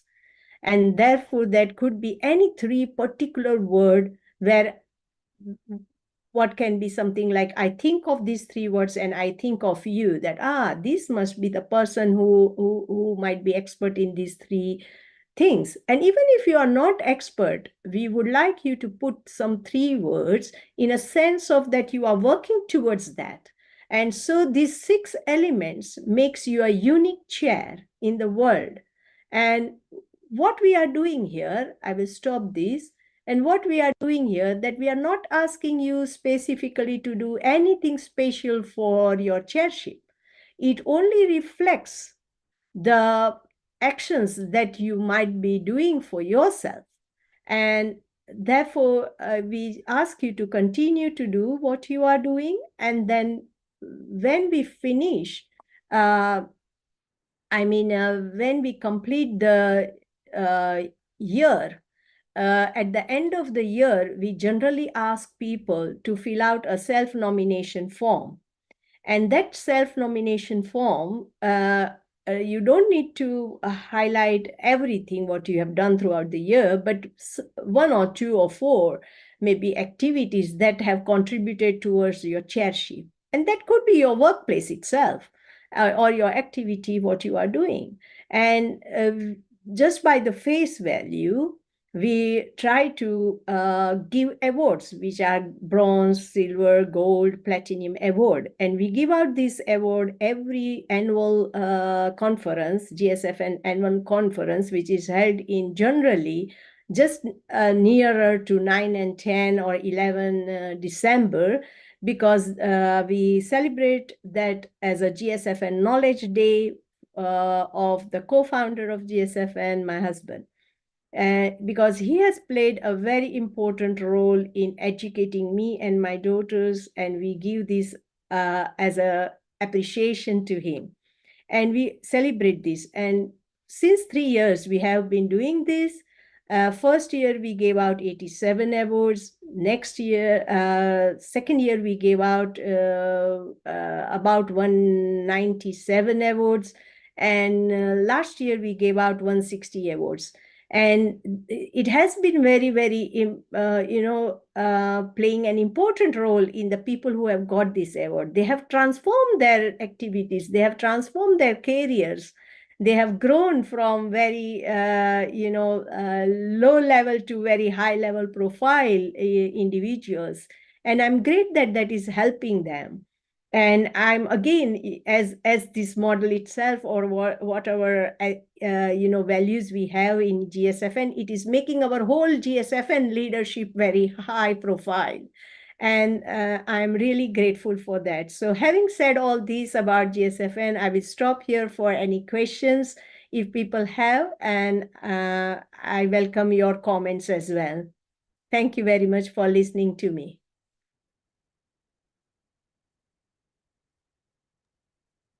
Hi, this is William. I wanted to contribute by saying thank you for sharing all the information.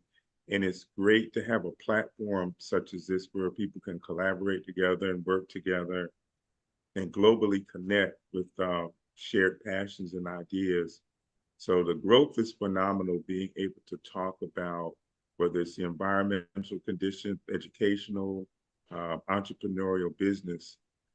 Many platforms unfortunately don't allow for direct relationship building or global collaboration. So this is a great opportunity for each and every one of us to not just collaborate here, but to reach out on LinkedIn and other platforms as well to collaborate and extend our knowledge and share our resources. So thank you for this opportunity. Thank you. Thank you very much. I certainly appreciate your, comments, because again, this is all done voluntarily, and you all have taken your time, you're given your time for GSFN. And so I'm very, very grateful for everyone to be here. Yes, there are plenty of comments here. I would like to invite everyone to speak your comments so it can be heard by everyone, please.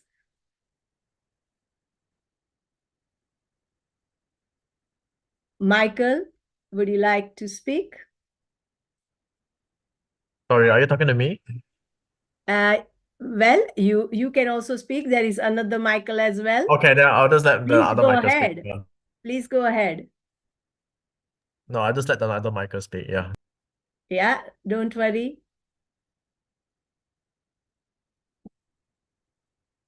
Okay, Professor Khaled.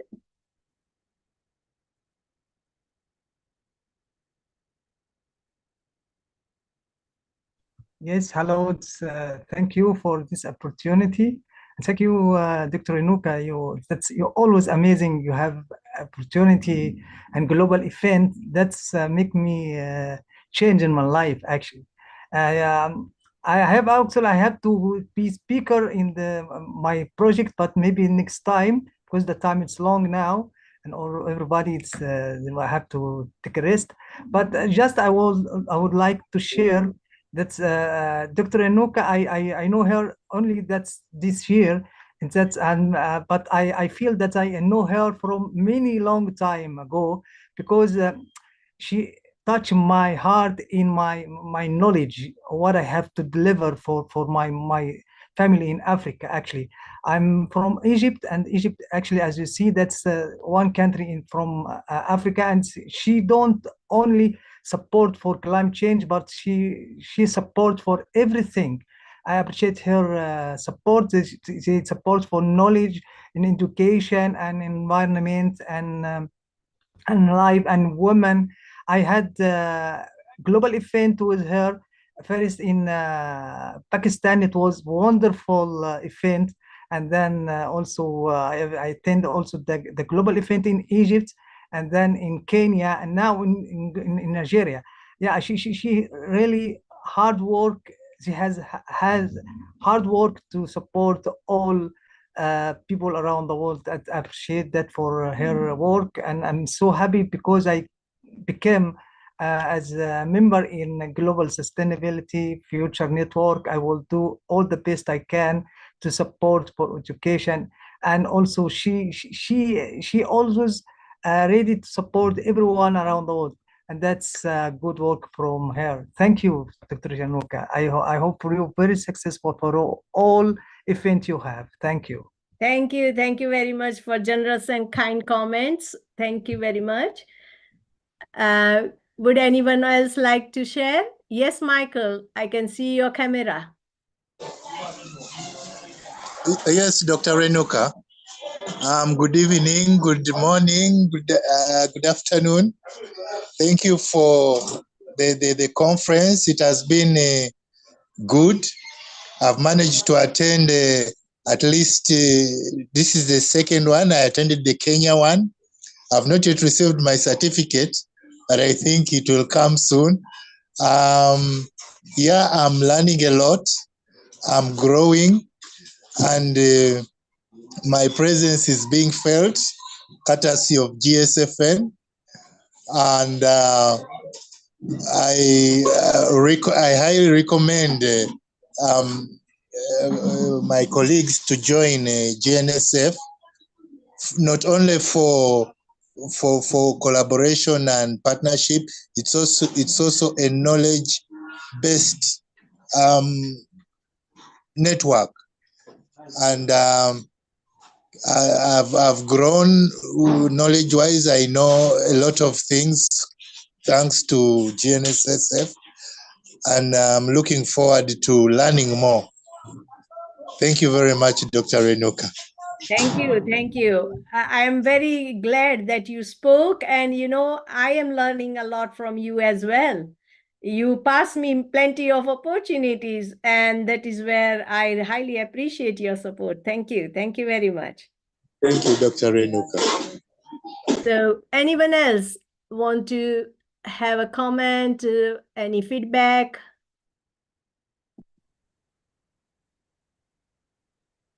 Yes, Shehu, please. Well, it's great to be here, no doubt. And I want to say, I just met Dr. Renuka. It's barely maybe 2 weeks. And since then, she has made this very, very strong impression on me as somebody who is a global icon, particularly somebody who is touched with issues of sustainability. And she's providing this platform, like others have said, aside from the partnership, it's also a knowledge base. When she asked that we should complete the badge, I didn't understand the reason why I'm just starting and somebody is giving me a badge. But this presentation today has connected our mindsets that everybody is a leader.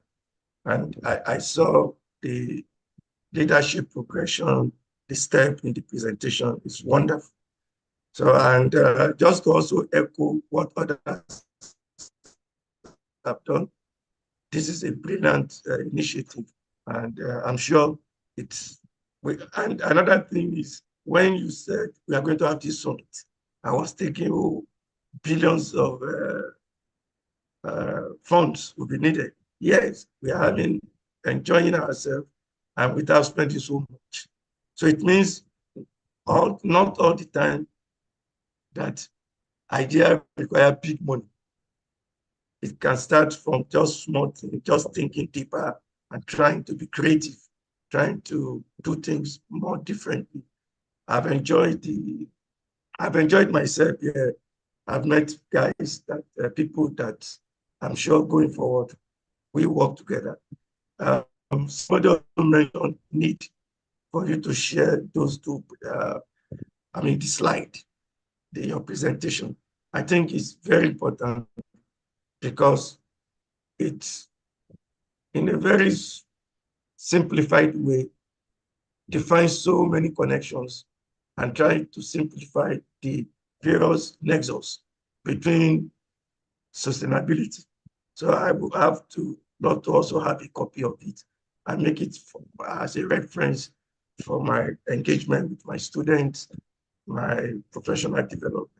So I want to congratulate you and urge that you continue. And then you see, Nigeria is a brilliant country, a country of highly resourced people, a country that has been misrepresented largely. I tell people in my dealing with them, have you tried to manage 300 people in your family?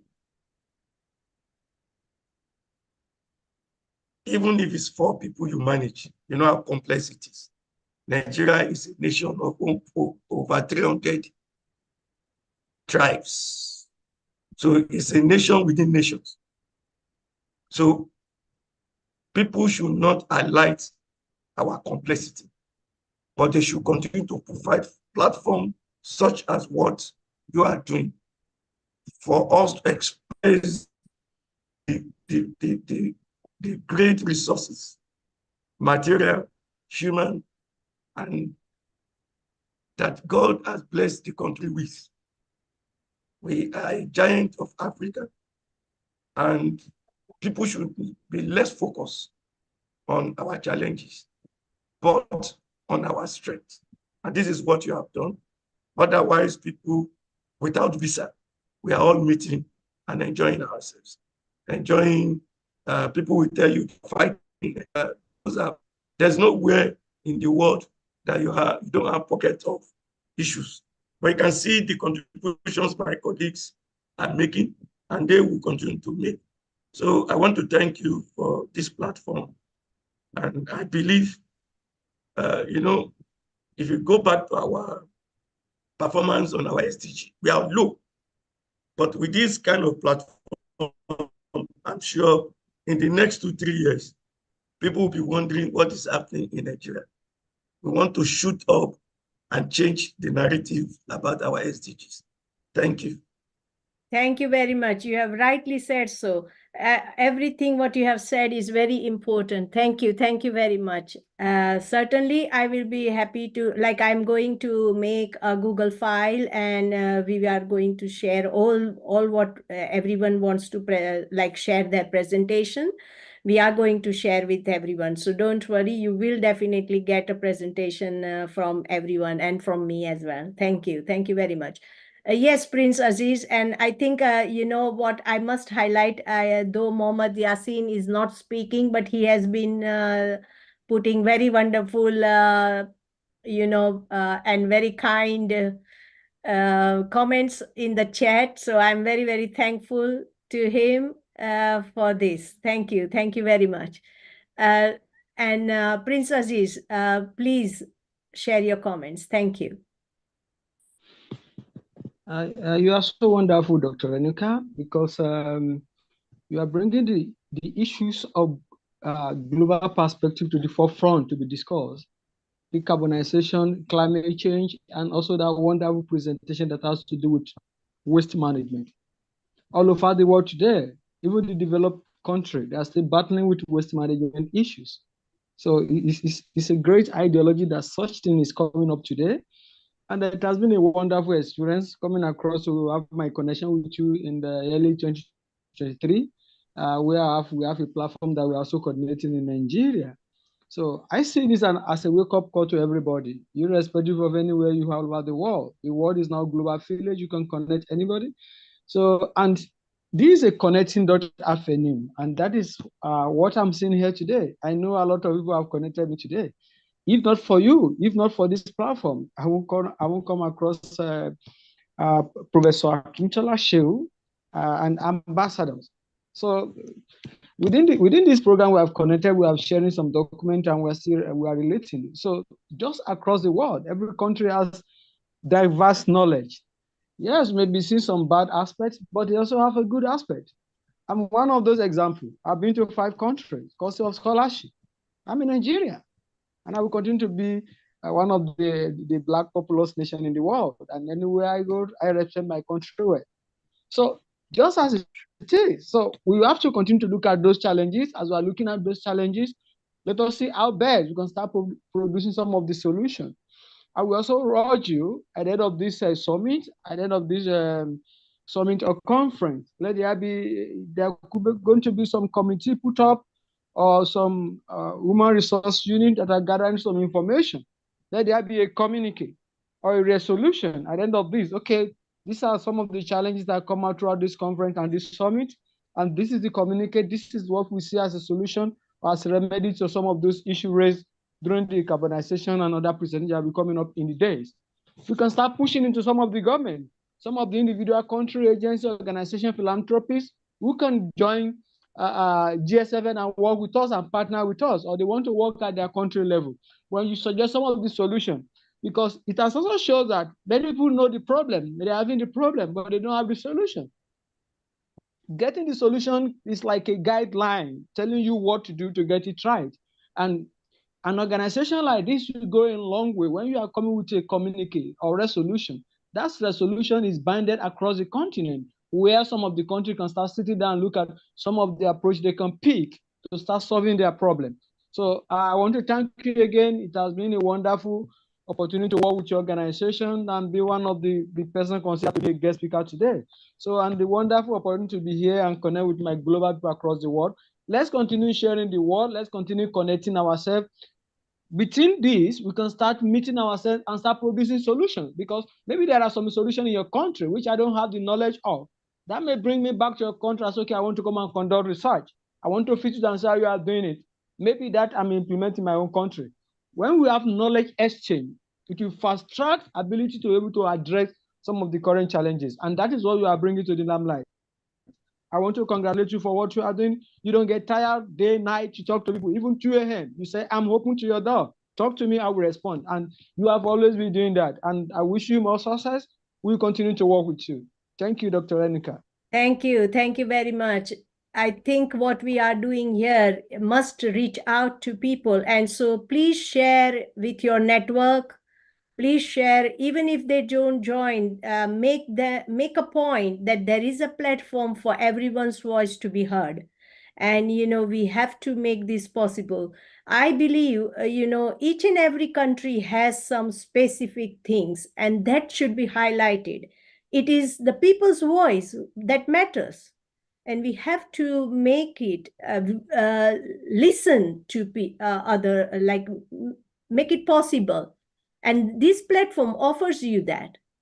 Take the most of it and make everyone resourceful with one another. So thank you very much. I have a presentation especially on communities carbon calculator. There are only now few minutes left for this session. So I will quickly go through few points and then maybe we can stop. So allow me to share the PowerPoint.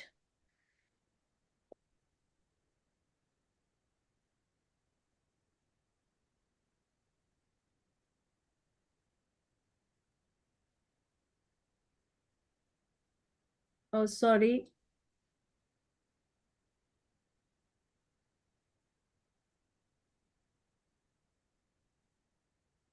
Okay, so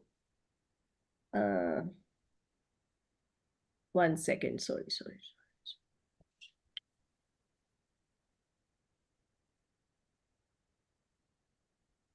Yeah.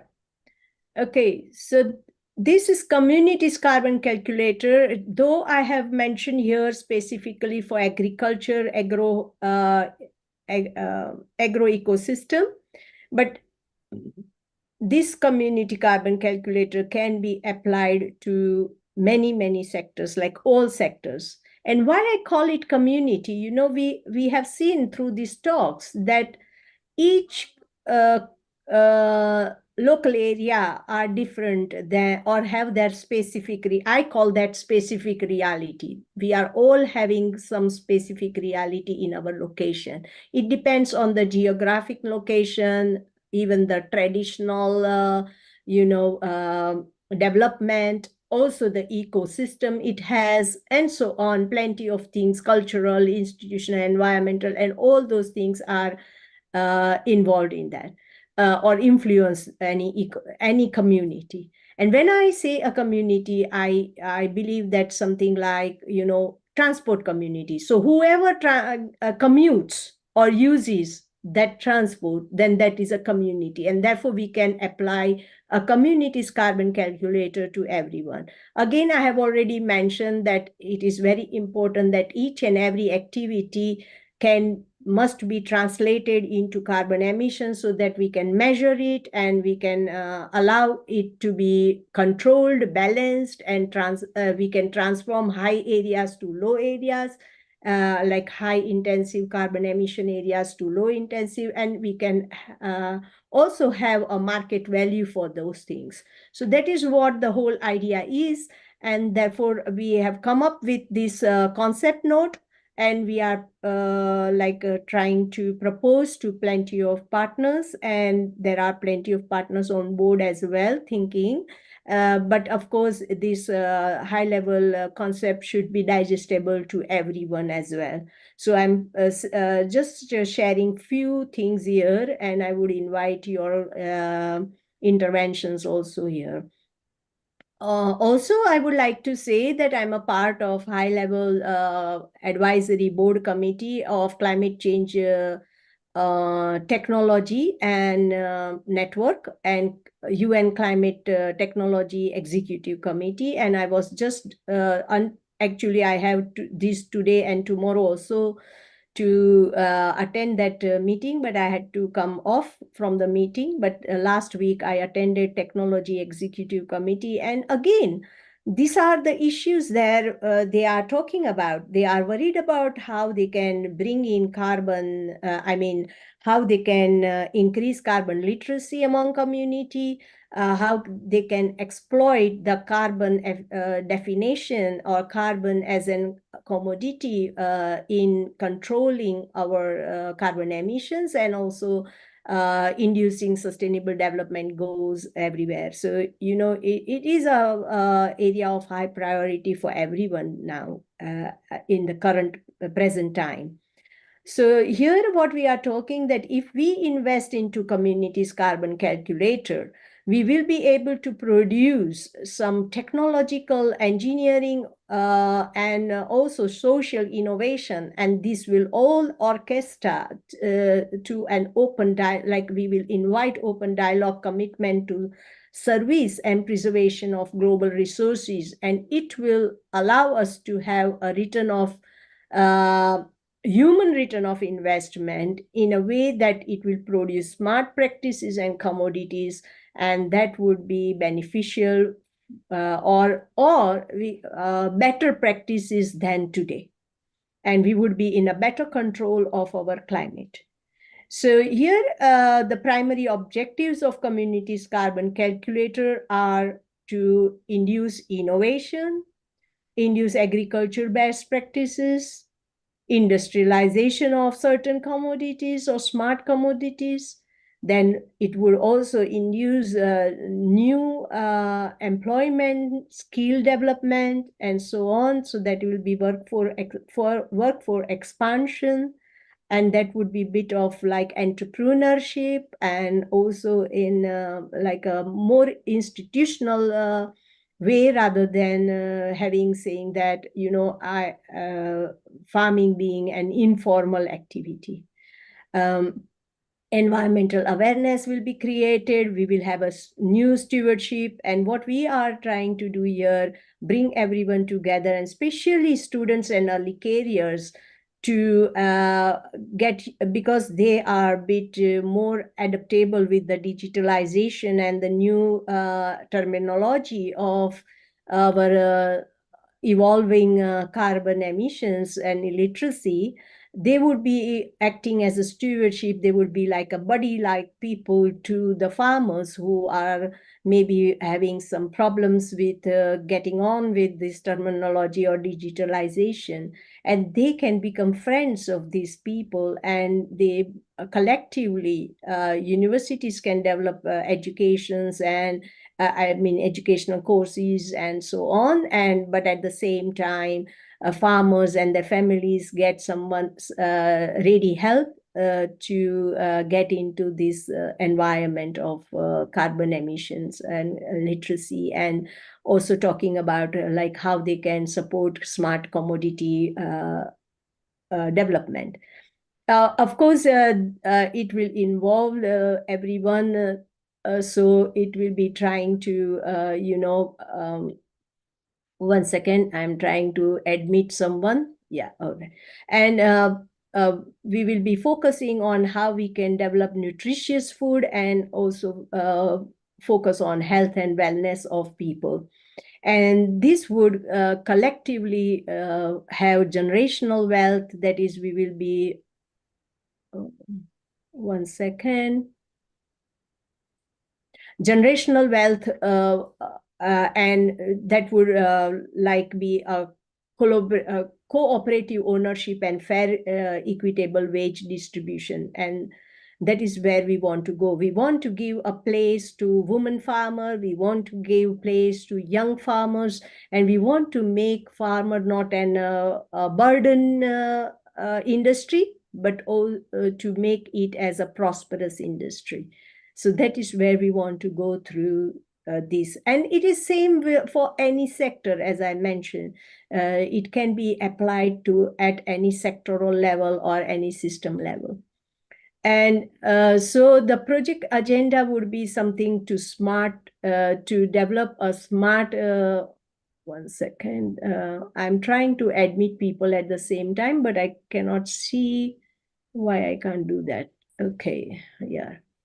Okay, so we will be having like smart products and services with a minimum product statement, and then we will be able to also contribute to natural resource management.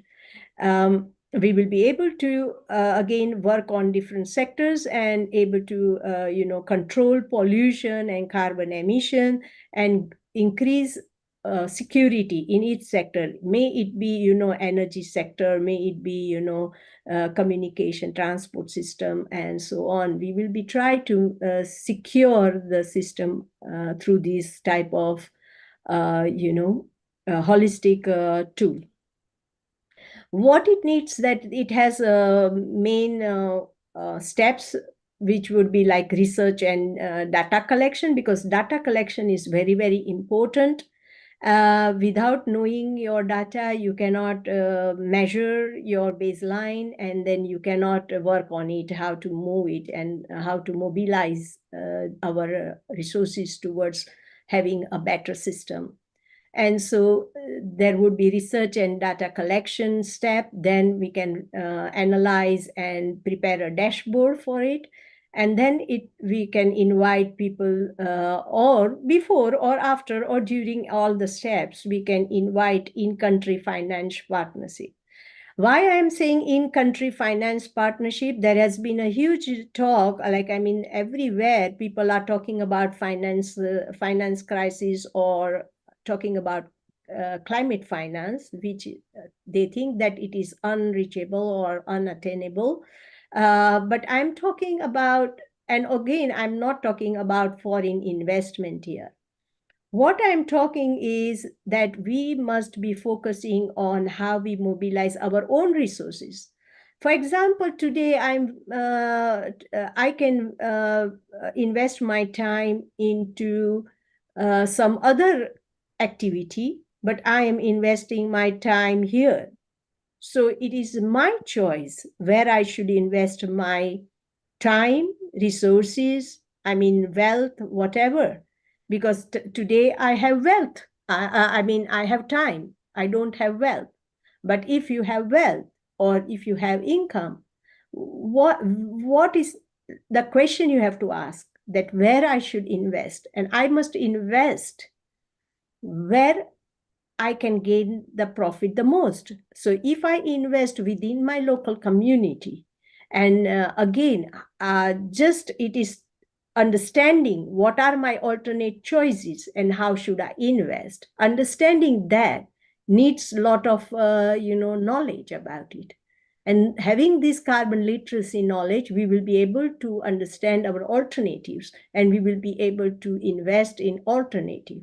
And that is what I am trying to emphasize here, where to invest. And therefore, I'm saying in country or maybe in organization, and within each one can make choices of investment. And that is very important here. And then integrating the technology and so on. I want to reach the global world, but what I'm doing, I'm trying to use the technology here, Zoom.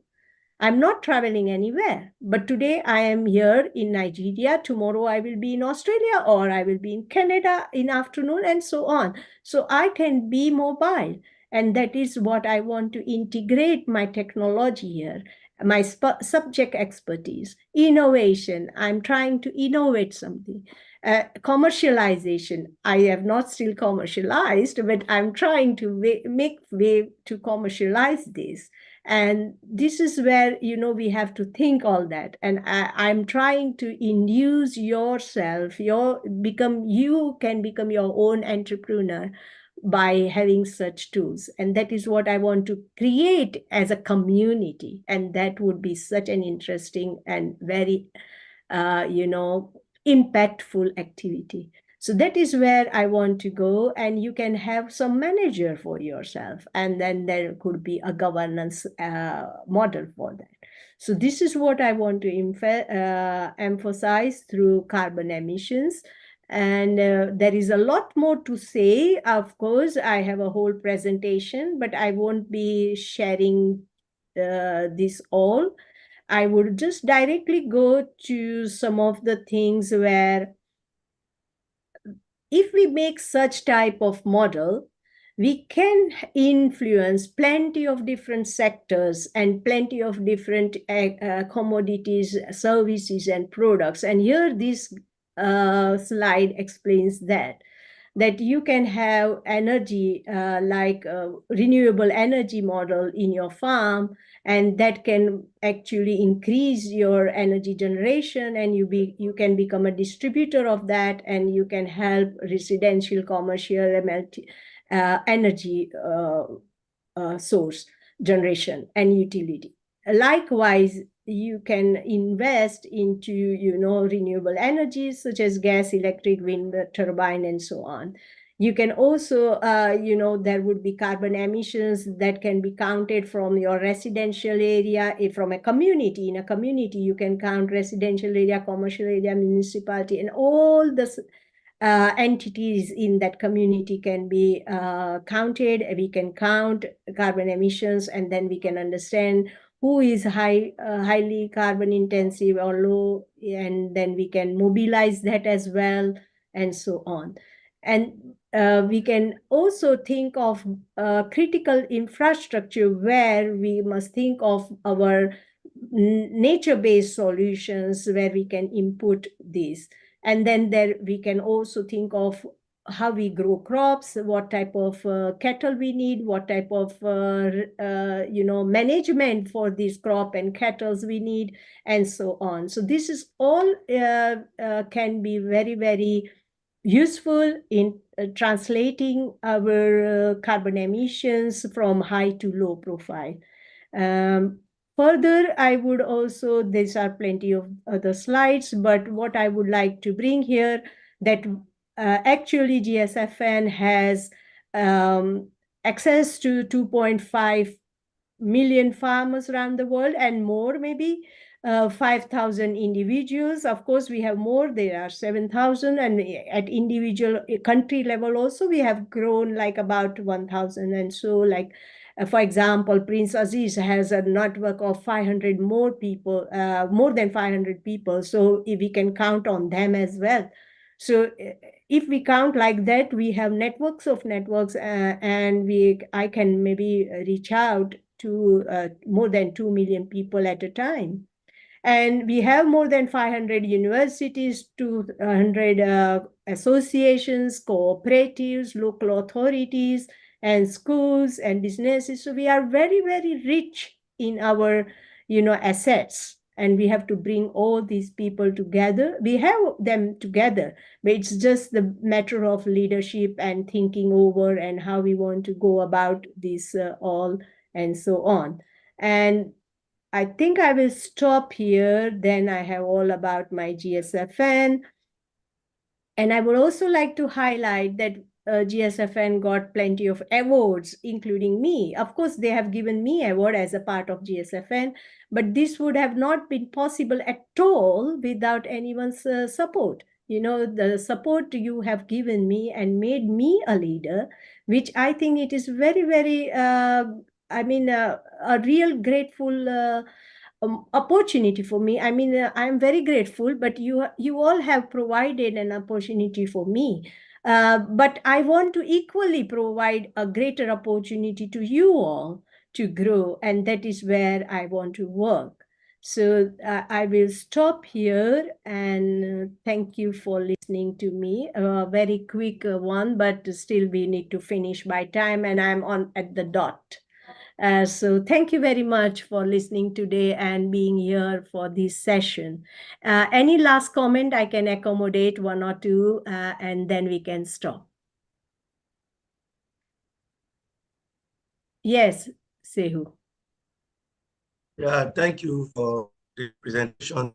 But just straight one, I have some couples of grants of funding, and I just hope we can create a time to discuss how I can synchronize this important carbon calculator into the ongoing project. One is ongoing, one is about to start, so that we could set it up as part of capacity building. But like this is into fisheries. We are targeting fishery community. So let's discuss after. I'll get back to you and then we can, because your presentation was just on spot, and I see that we can synchronize this into this project that this grant I have. Thank you. Certainly, that is very, very possible, and we will definitely get connected for the further discussion how we can do it. Thank you. Thank you very much.